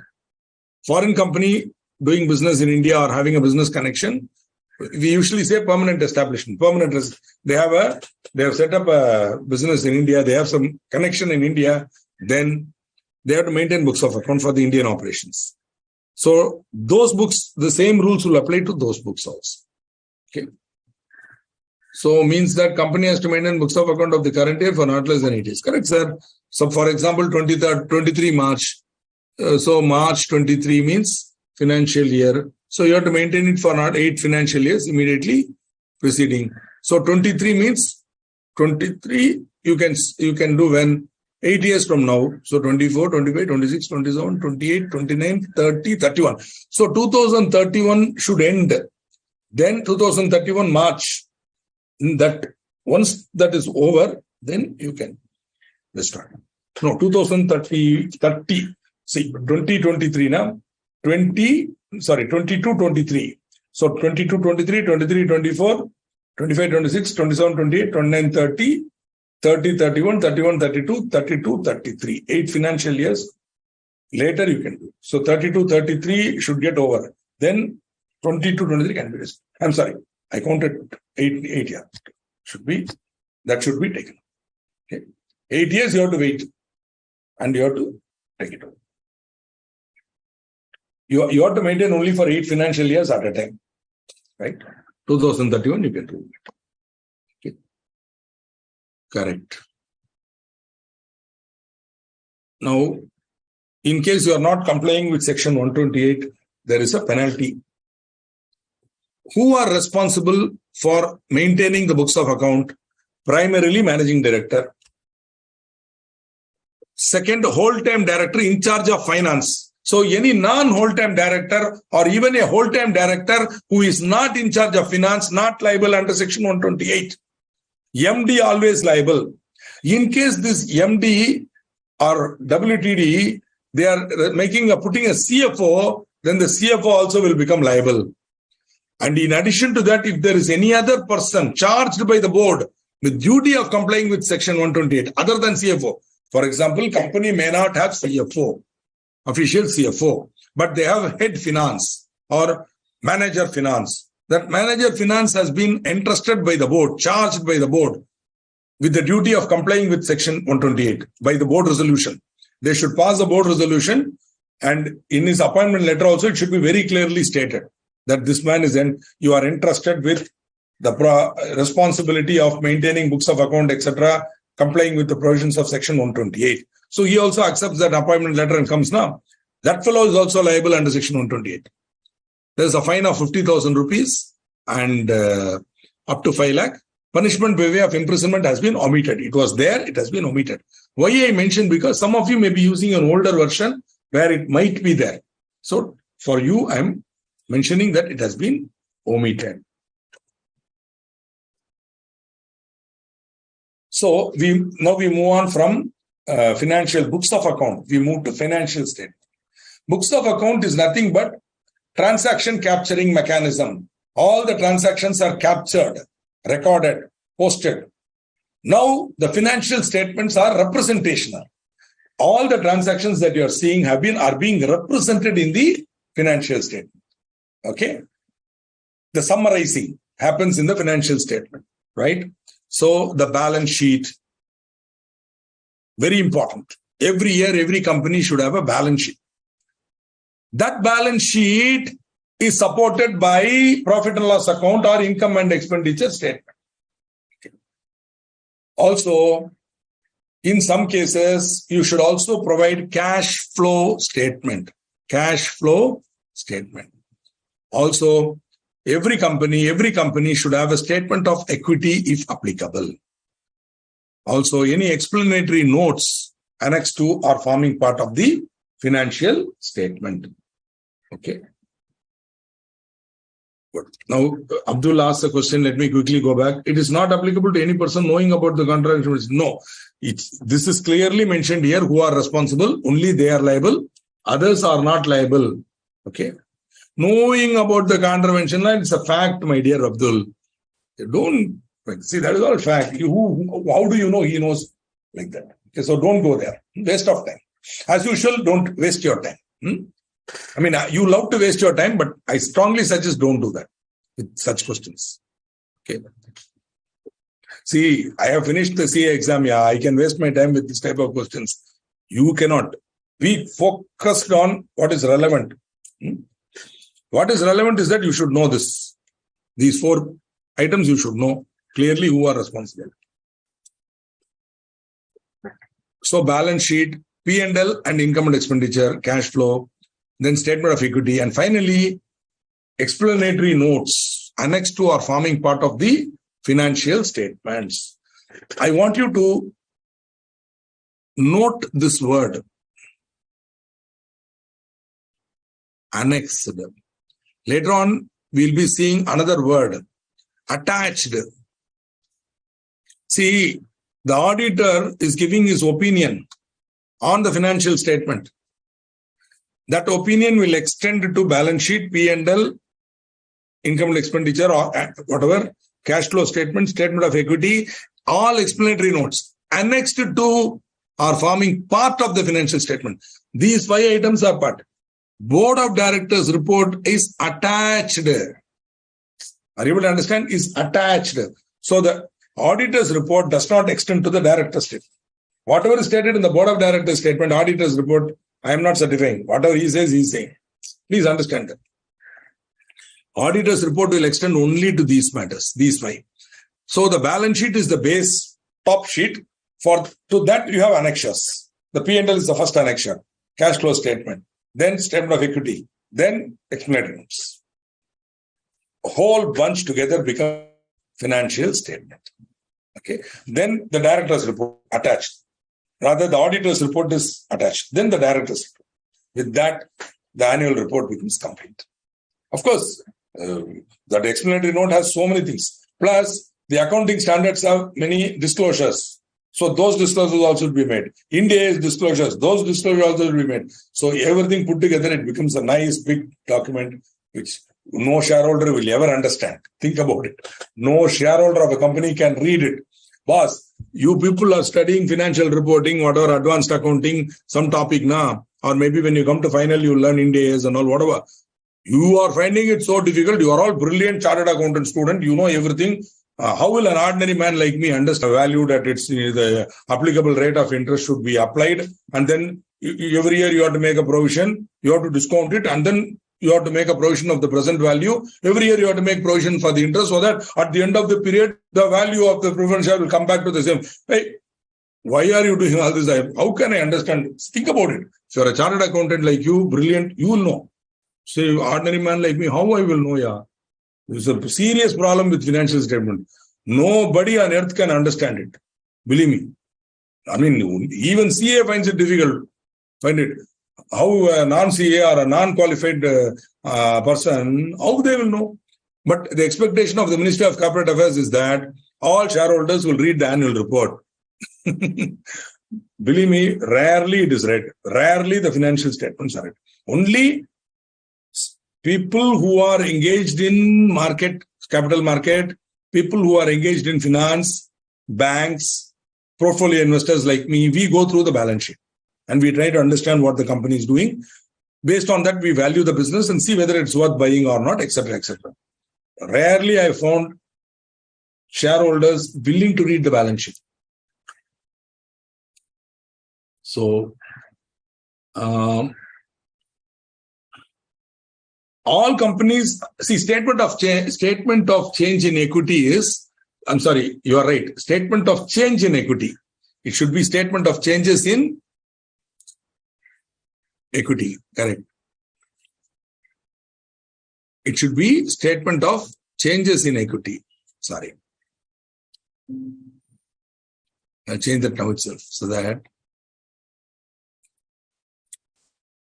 See, even if there is no change, you have to report it. Suppose there is nil change, you have to report nil change. You should give the column. So usually the statement of changes in equity would be like, what is the opening number of shares? How many shares were issued during the year, allotted during the year? Then how many shares were bought back or whatever, redeemed, whatever, and then final position. Also, you'll have to give the shareholding pattern. Who is holding minimum number of shares? All that is part of your reporting requirements. You are not expected to know that in your law paper. Mr. Abhishek Pandey, that is the way I normally talk. I always think of myself as an ordinary person. Only when I think of myself as an expert, no, I will act smart. I will make all sorts of mistakes. I approach the world as if I'm an ordinary person. First, I look at it as if I'm an ordinary person with a common sense view. Then I approach it as a professional. Okay. So this is my way of talking. As you yourself, I realize it's a joke. Okay. Because I see so many CA, intermediate completed students, they take things so seriously. They will, the way they conduct the audit, no audit can be completed. Many audit clerks, they give all that is so strictly interpreted, I cannot complete an audit. Yeah. Like that, they'll be taking nook and cranny of the thing and saying, sir, this is not that is not that. Chalo, yaar, do something about it. If you want to make a disclosure, do something. Proceed with life. Like that, I used to talk. That is why I'm not able to compare myself with such knowledgeable people. That way, I'm a very ordinary person. Yeah, am I correct? Am I correct? Let us see who is correct, who is wrong. One sec. When statement of change in equity, I told you, even if it is not, it should come. Cash flow for exception companies, they have not defaulted under section 92. Okay. Attached, yeah. In all cases, if you want to claim any exemption, but I'm not aware of this. I'll check up and I'll get back. I'm not aware of what you're saying. I don't know for sure. I will take it with a pinch of salt. Yeah, attached means separate document. Annex means it's part of financial. Absolutely correct. You are absolutely correct, Mr. Alok. Attached means separate document. Annexed means part and parcel of the financial. Absolutely correct. Your assumption is correct. Annexed means, as he has very clearly told, Alok Shivlani has told, it is part of, when you say it is annexed there, it is part of the financial statement. See, think about it. Now, suppose I am taking two papers and I am stapling them. Putting staple, then this together is one document. So all documents which are annexed are like stapled. So together they are one document, balance sheet, P&L. So annexure means it forms part of it. Whereas if I take a clip and I say I already stapled these two, then I'm taking director's report and I'm putting it on top. Now I am not stapling, I'm putting a clip. Now this is attached. So this director's report is a separate document, whereas the P&L, etc., is annexed. It forms part of the balance sheet. There is one single concept called financial statement. Got it? Together they become financial statement. That is why the word annexed is used. That is the meaning of the word annexed. Okay. Now we'll come to this exception. Financial statement with respect to OPC, we already saw, one-person company. Small company, we already saw. Dormant company. See, this is not in your syllabus. It is in final syllabus. I'm explaining in simple terms. Understand it. Leave it at that. Dormant company means a company may not be active. It may not have any financial transactions. It may not have anything. Balance sheet will be nil. No movement, no P&L, nothing. Still, that company may feel that another 3 years later, it will revive. It will grow. So during the 3-year or 5-year period, it can declare itself as a dormant company. There is a provision in the Companies Act by which they can file an application and it will be treated as a dormant company. So a dormant company need not comply with all the requirement of filing annual return and all. It's simply enough if that. So such company financial statement alone is enough. You file it, but you need not file a cash flow statement. Okay, for a dormant company. Later on, when the dormant company wants to come back to life, it can be revived. For that, there is a separate procedure. Lastly, private startup company need not include cash flow statement. Okay. Dhyanesh wants a break. I'll go till 7:45 and give you a break. Just give me another 10 minutes, then I'll give you a break. 7:45, I'll give you a break. 7:45, I'll give a break.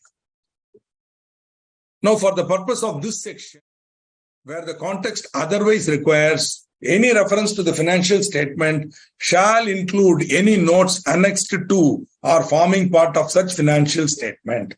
So, annexed means forming part of. Now, I think you got the answer.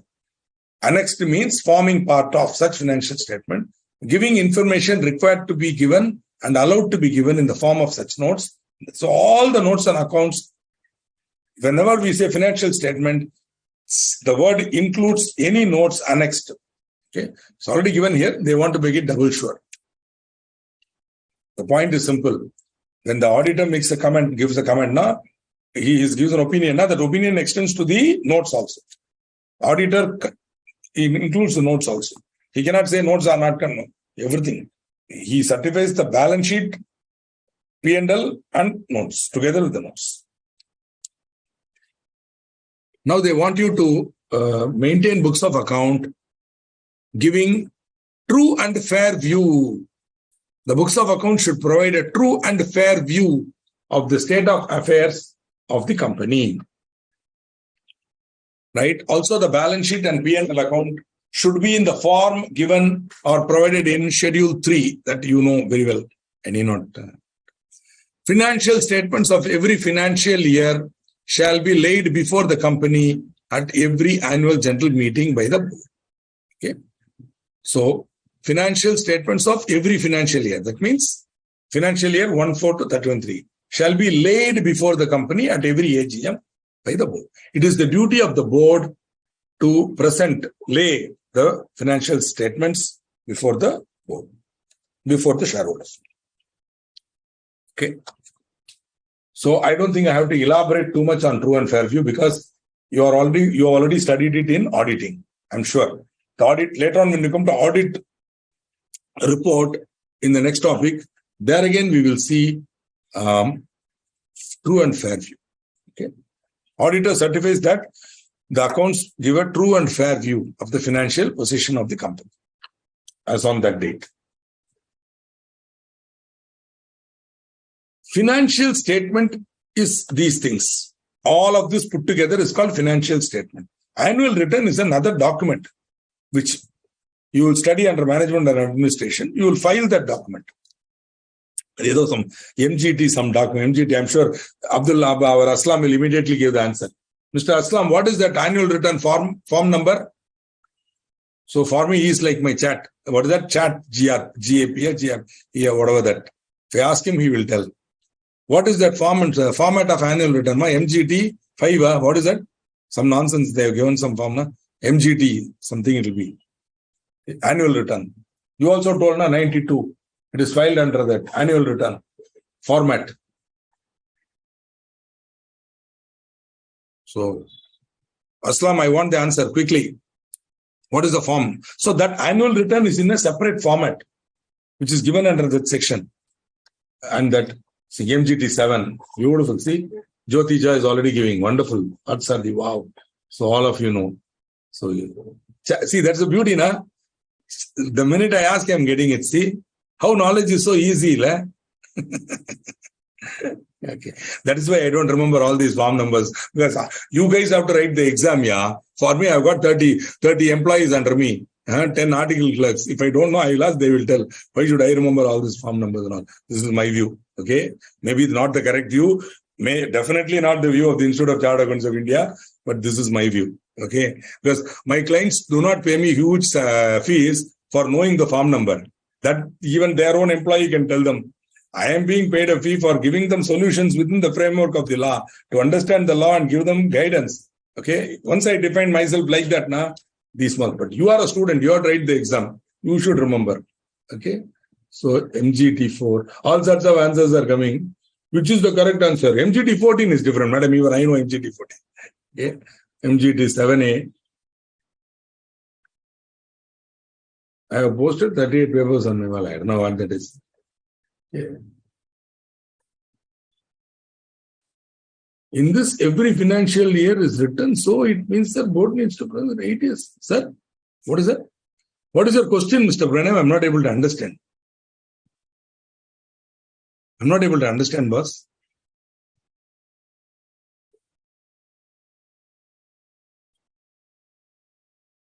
Okay. Now I'm only more confused. Is it MGT 7 or is it MGT 5 or MGT 7A? I don't know. See, what it will do now, a dormant company will provide status, the same status will be provided. There is no change now. Nothing will be the same. Obviously, a dormant company will not have P&L account. I can understand. But it can have balance sheet now. It can't have P&L. Absolutely. But it can have balance sheet now. Assets will be there, liabilities will be there. Okay? That should be. Oh, chat. What is that? Chat GTP wall, is it? Okay. I don't know what you mean. 38 papers on my wall. Okay. So, financial statements of every financial year. Means every financial year. Oh, this one. Not 8 financial years, sir. Sir, March 23 is one financial year. Nah, that financial year, you should lay the accounts on or before the company. For every financial year, you should do that. So, normal English usage. Why are you getting confused? No, don't link this with that 8 years. 8 years is for maintaining the book, statement and books. Okay, this is every financial year. You have to close the books, arrive at the balance sheet, P&L, get it audited, and lay it before the company at every annual general meeting. That's what my understanding. All 8 years financial statements every age. Where is that meaning here? No, sir. Every financial year, that financial year statement should be laid before the company at each year. It should be laid within 6 months. You'll be seeing it also here. Okay. Financial year means the period ending on the 31st day of March every year. Okay. So, wow. Abdul gives the answer. For once, we are getting an answer from Abdul. 7 for normal and 7A for small and OPC. Very good. Very good. Very good. Financial year means the period ending on 31st day of March every year. Where company is incorporated after first day of January of a year, financial year is the period ending on 31st day of March of the following year. Please understand, where a company is incorporated after first day of January of a year. Financial year is the period ending on 31st day of March of the following year. For example, if a company is incorporated on or before 31st December, then its financial year will be on 31st March, right? But suppose it is incorporated on January or 2nd January, then it won't be on 31st March of that year. It will be 31st March of the following year. You are able to understand? So, a company is incorporated on October 17, 2022. Its first financial year will end on 31st March 22. I'm sorry, 31st March 23. Company is incorporated on 3rd January 23. Then its first financial year will end on 31st March 24. I will give the example again in case you missed it. Company is incorporated on October 17, 2022. The first financial year will end on 31st March 23. Company is incorporated on 3rd January 23. Then the first financial year will end on 31st March 2024. Okay. So this is the point. Wow. Beautiful. In case of a company or body corporate, which is a holding company or a subsidiary or associate company of a company incorporated outside India and is required to follow a different financial year for consolidation of its accounts outside India, central government on application may allow any period as financial year, even if the period is not a year. So, in case you have a different financial year, later on when you come to holding company subsidiary, you will find that you have to consolidate. You are going to see CFS. You have to consolidate the financial statements. Now, for consolidation purposes, see, you are the company or body corporate, which is a holding company or subsidiary or associate company of this company, is incorporated outside India. And they are required to follow a different financial year for consolidation of its accounts. Then CG on application may allow any period as financial year, even if that period is not a year. So it's a provision given for benefit of people who want to adopt different for the purpose of consolidation. Okay. Standalone Indian will be 31st March. But for the purpose of consolidation alone, they can have a year which is not a full year. Okay. So I will leave this problem open and I will announce a small break.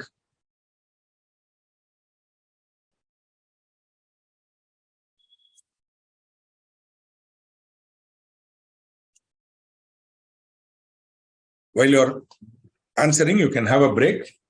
Break begins now at 7:45 and will go on till 7:55. 10 minutes. Sir, break, sir.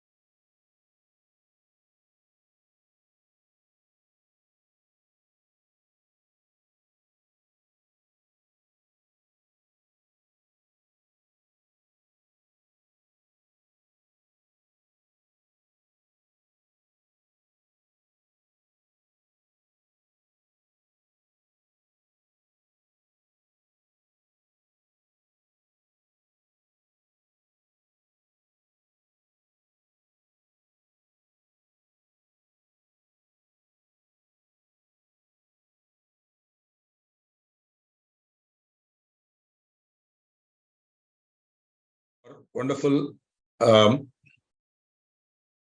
break. I'm sure you had a nice break for 10 minutes. And thank Ms. Ilakia for her nice words. And you read my name in the comment section. Yes, Ilakia is a very nice name. So those of you who know Tamil will know the meaning of Ilakia. Great name. Now going on, thank you, madam, for your kind words, because small words like this make a teacher like me happy. Coming to the answer, yes, all of you have got it right. Okay. Though as Nyanesh, I think, was saying that it has not been taught, no problem. That's why I given the principle involved. Later on, when you come to AGM, you will know that normal AGM and first AGM. So this is Abhiruchi Limited was incorporated on 11th December 21, means before January. When should the company hold its AGM? According to 96.1, okay? That is, you're going to study that later in MGT, Management and Administration. The company's financial year will close on 31st March 22. That you know, because before December, so 31st March 22, and the company may hold its first AGM by 31st December 22. That is within 9 months of the close of its financial year. 9 months of the close of its financial year. First AGM can be held within 9 months of the close of the first financial year. First AGM can be held within 9 months of the close of the financial year. Subsequent general AGMs should be held within 6 months from the end of the financial year.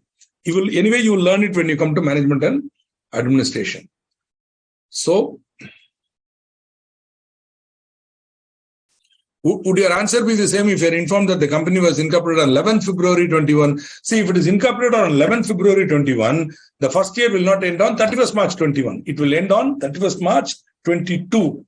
So, actually, the answer will not change, because earlier also it is 31st March. Now also it is 31st March. The answer will not change. Okay. The answer will be careful. There is 11th February 21.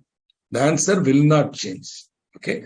So if it is 11th February 21, as rightly, all of you are given the right answer. All of you. So please don't specifically ask whether my answer is right. I've read all the answers during the break. All the answers are correct. Whereas only Abdul gives 31st March 23. Sir, be careful. It was incorporated on 11th February 21. That means 31st March 22. Not again, both are 22 only. It is not 23. Okay. First AGM can be held on or before 31st March 22. Okay. 11th February 21.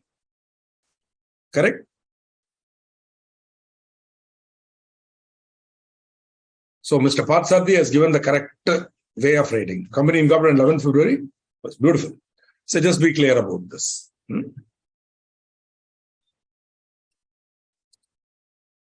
And also, I would like to thank Mr. Manoj Kumar. Forget his name. Manoj Kumar for correcting me. Yes, the time has been extended for this, audit trail. I will go and correct it now itself. The time, in fact, it has been extended. I have also noted it in a scrap paper. When it came, it has been informed to all our clients also, and by a separate mail. But I have not updated this slide.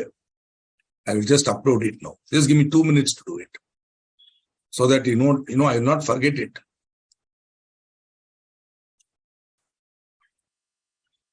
Sorry.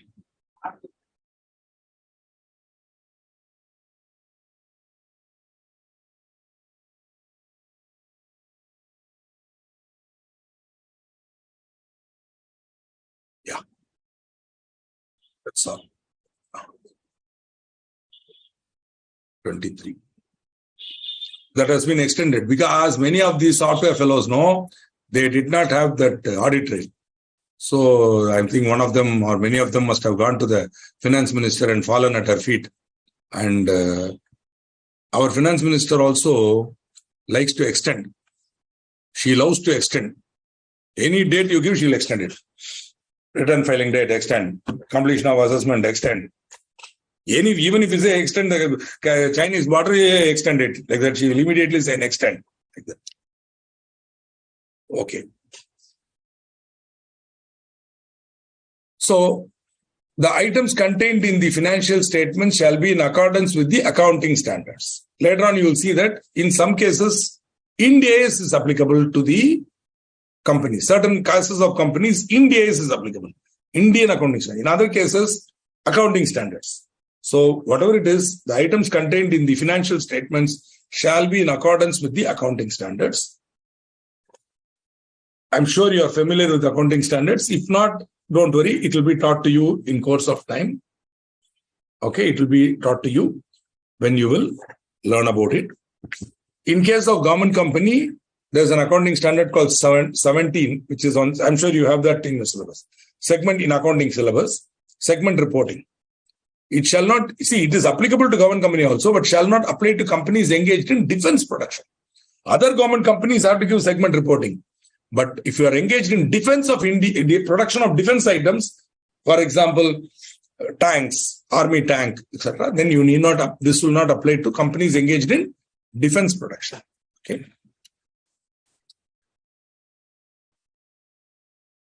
In case of non-compliance of the financial statements of a company, with the accounting standards, you should disclose, the director should disclose it in the financial statement, the deviation from the accounting standard, the reasons for the deviation, and the financial effects, if any, of such deviation. Right. Now, you will mention it here. The auditor will also qualify it. In his audit report, he will qualify it. And he will also give the effect. Then, in the director's report, later on, you will be seeing that that qualification will have to be replied by you in case you are deviating from the accounting standard. Of course, you see, again, accounting standard, there could be interpretations also. Right? Now, 129.1 informs you that your format of your balance sheet should be in Schedule 2.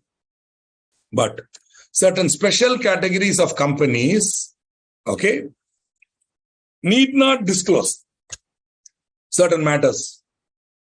For example, insurance companies, you need not disclose certain matters which are not required to be disclosed by the Insurance Act. Similarly, for a banking company, there are certain matters which are not to be disclosed under the Banking Regulation Act. In fact, IRDA has given a separate notification for insurance companies. Complete IRDA notification is there, where they have given a separate notification. I think I have that IRDA notification somewhere. Let me see. I had it with me once. IRDA notification. See, this is the IRDA. I'm just opening the document. The IRDA is the Insurance Regulatory and Development Authority. So they have given a notification very clearly giving the rules for preparation of financial statements and report and auditor's report.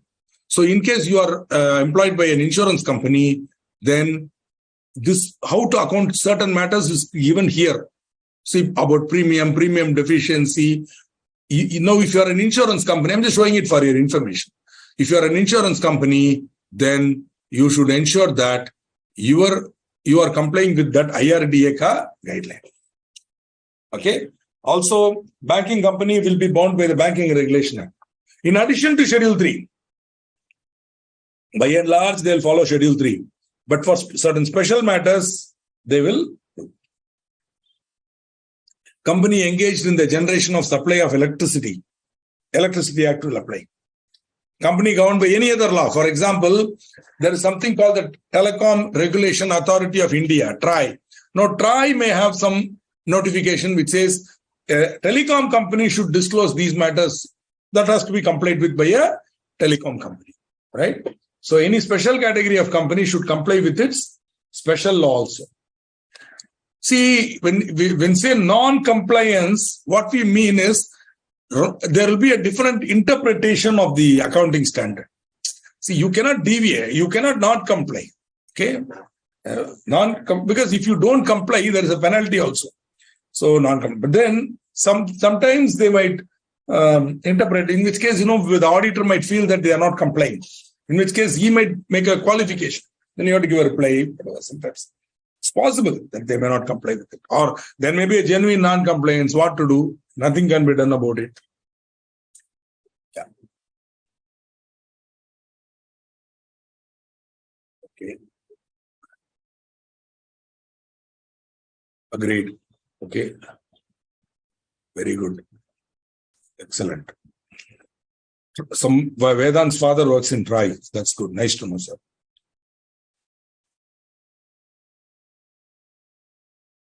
Very good. Now we are coming to another topic called consolidation of financial statements, CFS, consolidation of financial statements, right?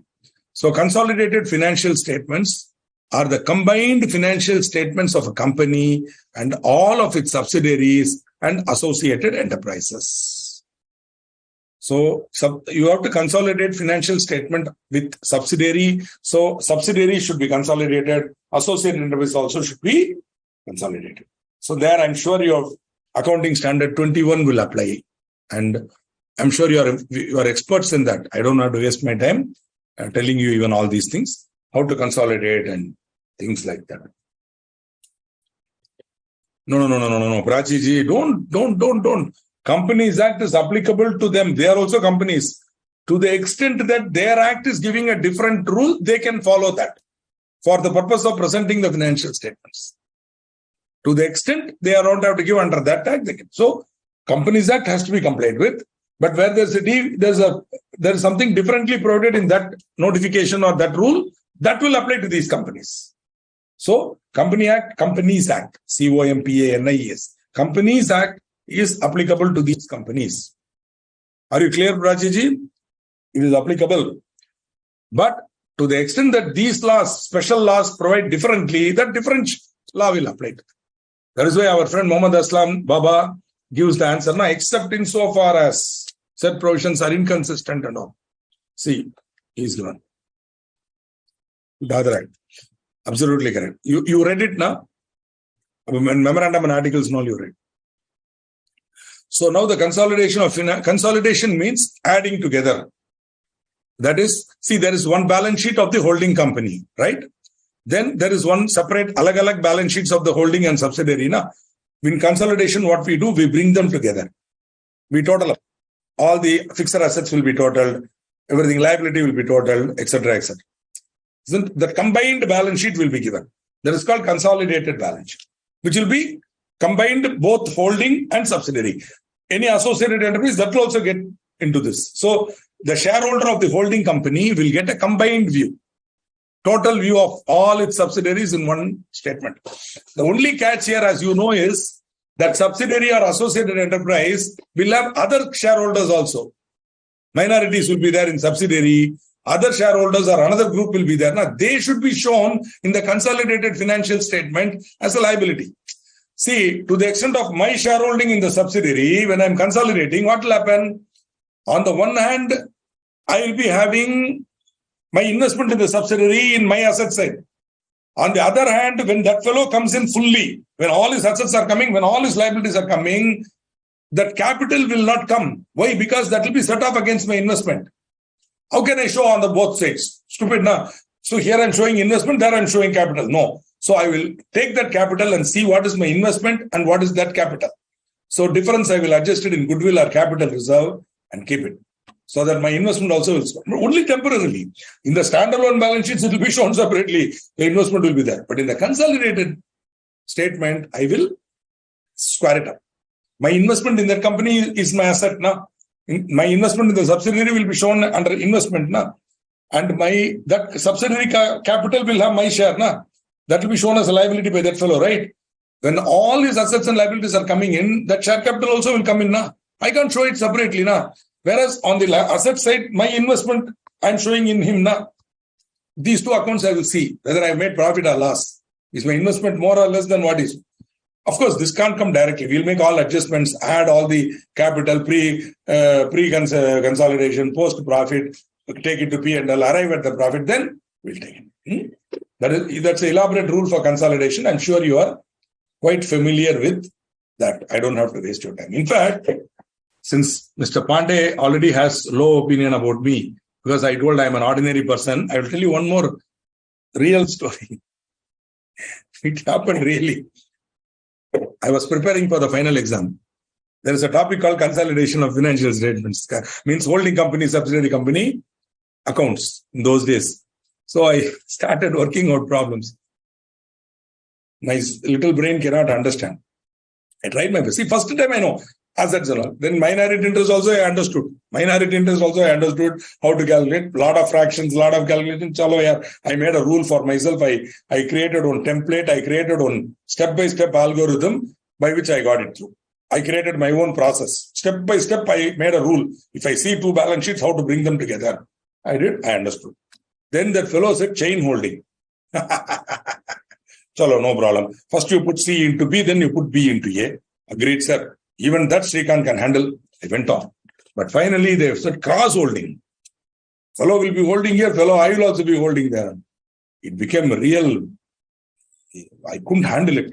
So I saw the pattern of the questions in the exam.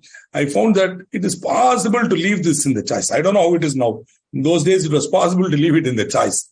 So I decided not to study. I didn't study it at all. I just did one basic revision and prayed to God and went. I didn't know the topic. Honest. And no, Bande, I only told the joke. No, it didn't hurt me. I'm just joking. Yeah, come on. I'm using your name because you asked that question specifically. It does not hurt me at all. I'm now going to tell you one more story. I'm telling it even worse. So I didn't study now. I'm going for the CA final exam. First day accounts, advanced accounts. First day. My father is sitting in the portico of my house. He's also chartered accountant. He asked me, I'm kickstarting my motorbike to go to the exam hall. He's saying, hey, have you studied? I've studied. Have you studied well? Yeah, I studied well. Have you studied all the topics? Yeah, I have studied all the topics. Why are you? Have you studied holding company, subsidiary company? He is asking me, have you studied holding company, subsidiary company? I thought I would be truthful. No, I have not studied. Good, because he also did not study. 2 generations, yeah. I'm not trying to create confusion in you. That too, I'm using the Institute Ka forum. I'm only giving it as a joke. Don't take it seriously, but by and large. Okay. But today, I don't think I don't know. I know. Obviously, I should know. Otherwise, how I can say in consolidated financial statements. At that time, as a student, I took a risk and I did not study. Because as you know, in that paper, I got 66. In the accounts paper, in final, I got 66. All India 38th rank holder. I got All India 38th rank in CA final, 27th rank in CA inter. Now, why I am telling this to you? So, 2 serious students only, I'm very worried. So seriously studying and all. So don't have to do that. All I am saying. Aram se. Know the principles involved. Okay. Know the principles involved.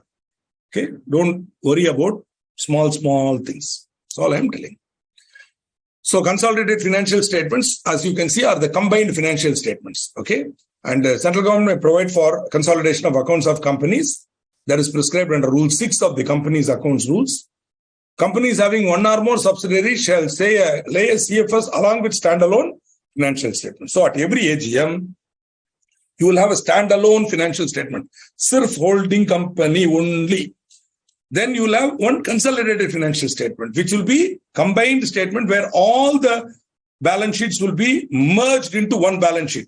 Kavita ji, all the balance sheet will be merged into one year, and that balance sheet will have consolidated total. That is why it's called consolidated. Consolidation means to bring together. Consolidation means to bring together in one place. That is called consolidation. Okay, that is what happens. Yeah, Mr. Absalam, you study everything. Don't leave even one letter in that institute material. Everything, including comma, full stop, you should know by heart. That is your goal. I can appreciate you. The statement containing the salient feature of the financials. Hey, this story about the holding company, subsidiary company was told as a joke. Okay, don't take me seriously. Of course, it's a real story. I'm not telling a lie. But it was not meant to give you any instruction on what to do. As Mr. Abdul Aslam correctly says, you study everything. You study every in the institute material. The full stop you should know by heart. Comma you should know. Suppose while closing the book, a fly got caught and got killed and got splattered. That also you should remember. Like that you should remember the institute material. Okay. Good. So the word enterprises is a big term, sir. You're right. Enterprise is wide enough to include company, firm, body corporate. Absolutely. Okay. You're absolutely correct. Okay. Associated enterprises. So where they are having an interest of more than 20%, then that becomes an associated enterprise. That also has to be consolidated. Okay. Very, very correctly said. So don't confuse associated enterprises with associated company. Associated company is a company which is associated. Associated enterprise also. The minute it has one or more subsidiaries, that company should have both CFS and also standard. A statement containing the salient feature of the financial statement of a company's subsidiary or subsidiaries, associate company, and joint venture or ventures should be also given under this provision. This is what you people are all telling in AOC 1. AOC is account of companies. AOC means account of companies. Okay. That again an abbreviation of the name of the chapter. So provisions applicable to preparation, adoption and audit of the financial statements of a holding company shall mutatis mutandis apply to the consolidated financial statement. So all the rules of preparation, adoption at the AGM, etc. will apply to CFS also. The CFS also will be treated as if they are the financial statements. Okay, so all the rules applicable to normal financial statement of the holding company will apply to the CFS also.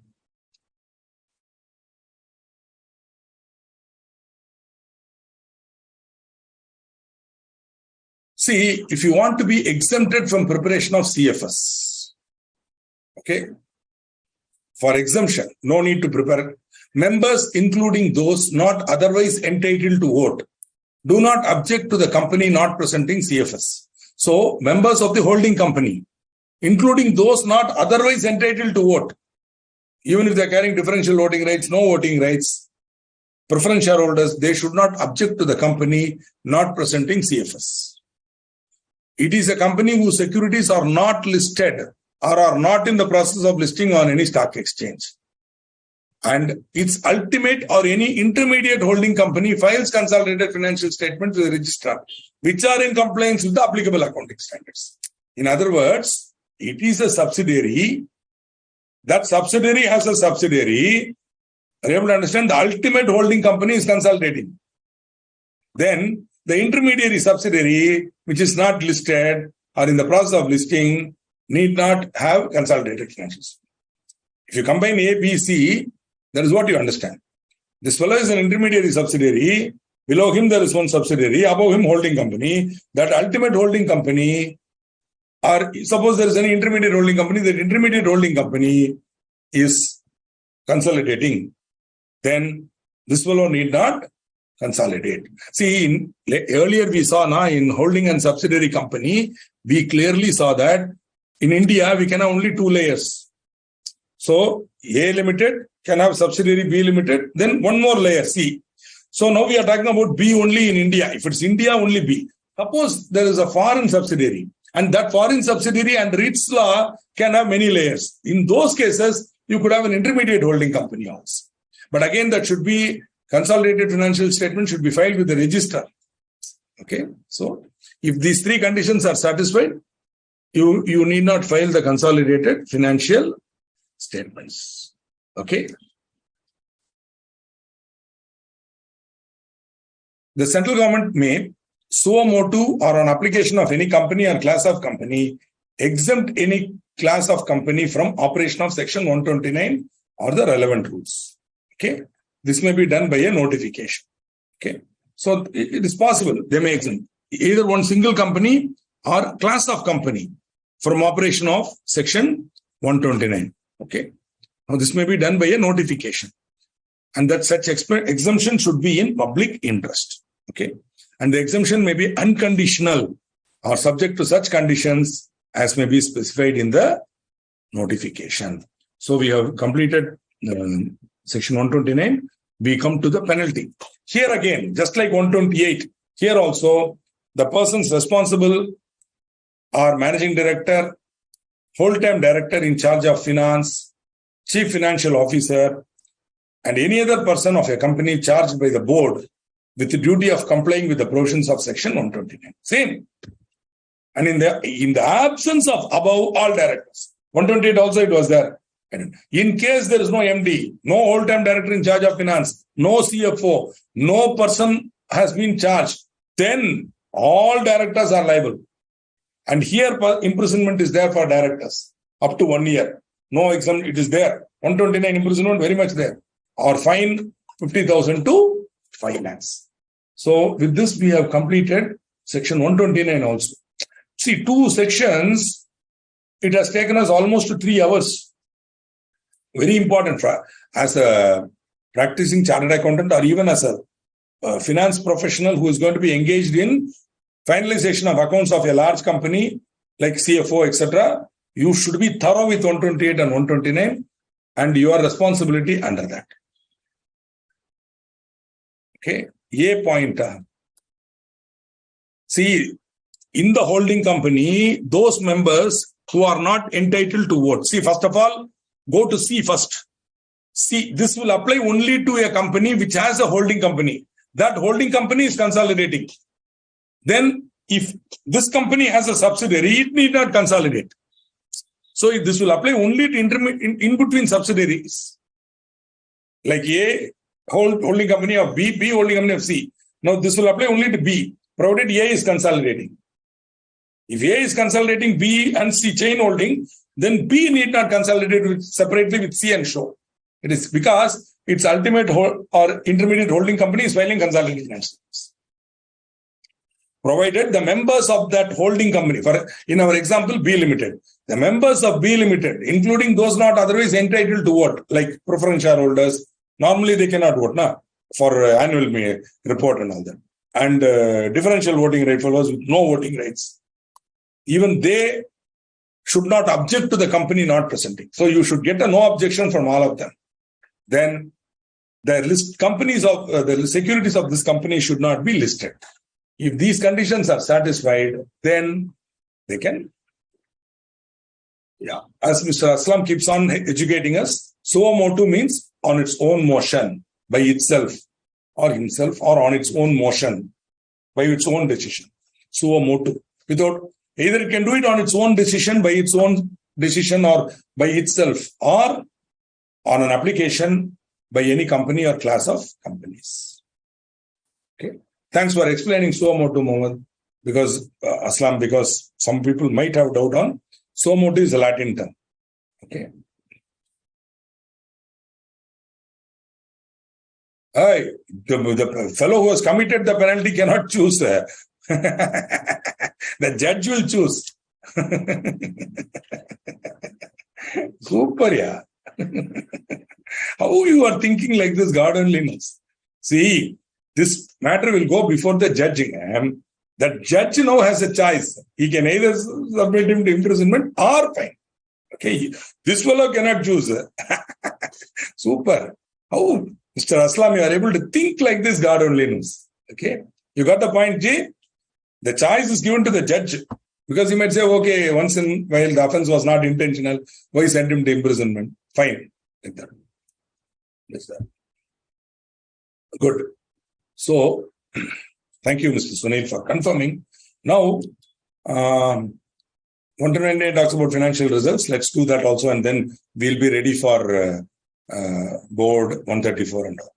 Okay. The central government may require such class or classes of unlisted companies as may be prescribed. They have not prescribed as of now to prepare financial results on such periodical basis and in such form as may be prescribed. Listed companies, they have signed a listing agreement with the stock exchange.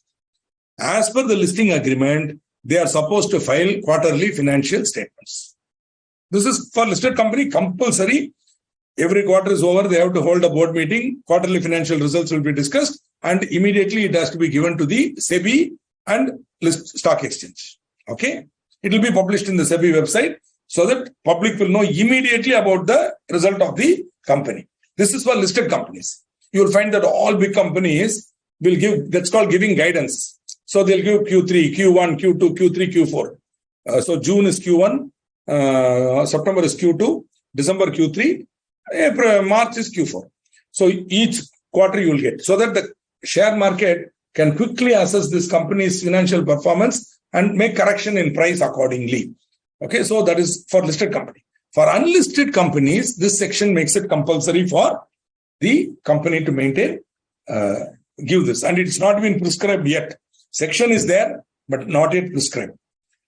So they also have to obtain approval of the board of directors and complete audit or limited review. You know that you might have studied in auditing. There are separate guidelines for limited review of that financial statement, and the auditor will give a certificate or report based on that. They have to file a copy with the registrar within a period of 30 days of completion of the relevant period, which is that whatever period, if it's quarter, month, whatever, with such fees. This was instituted by the Companies Amendment Act 2020, and if it is effective from 21, but nothing has been prescribed as of now, right? Nothing has been prescribed as of now. Penalty not given by MCA, penalty given by Parliament while passing this law. Fine is not by tribunal, Baba. These penalties will come under the local magistrates. These penal provisions will be administered by the local magistrates or special courts. This will not go to tribunal. Tribunal has no power for levying penalty and all. Levying penalty is power of the magistrate court. We will study this when you come to final. Penalties and prosecutions we'll study when you come to final. At that time I will tell you. Don't worry. I or somebody will tell you. Okay. No. Vedantwara. 129 is for all companies. For 129A alone is for unlisted companies for periodical financial results. 129 applicable to all companies. Suniyaji, 129 applicable to all companies. 129A only is applicable to unlisted companies. Only with respect to periodical financial results. Okay. Now, nowhere did I say, anywhere did I say 129 does not apply to unlisted companies? It very much applies to listed companies. Okay. Fully 128, 120, everything. 129 alone talks about unlisted. Clear? When the slides are clear, why are you getting confused, Vedantji? Beautiful. We had I hope, good learning evening, and looking forward to meeting you again on Sunday. Okay, on Sunday. Our next class is on Sunday, 7 to 9:30 or whatever. So, inshallah, we'll meet on Sunday. Till then, bye. Have a great evening ahead, and bye.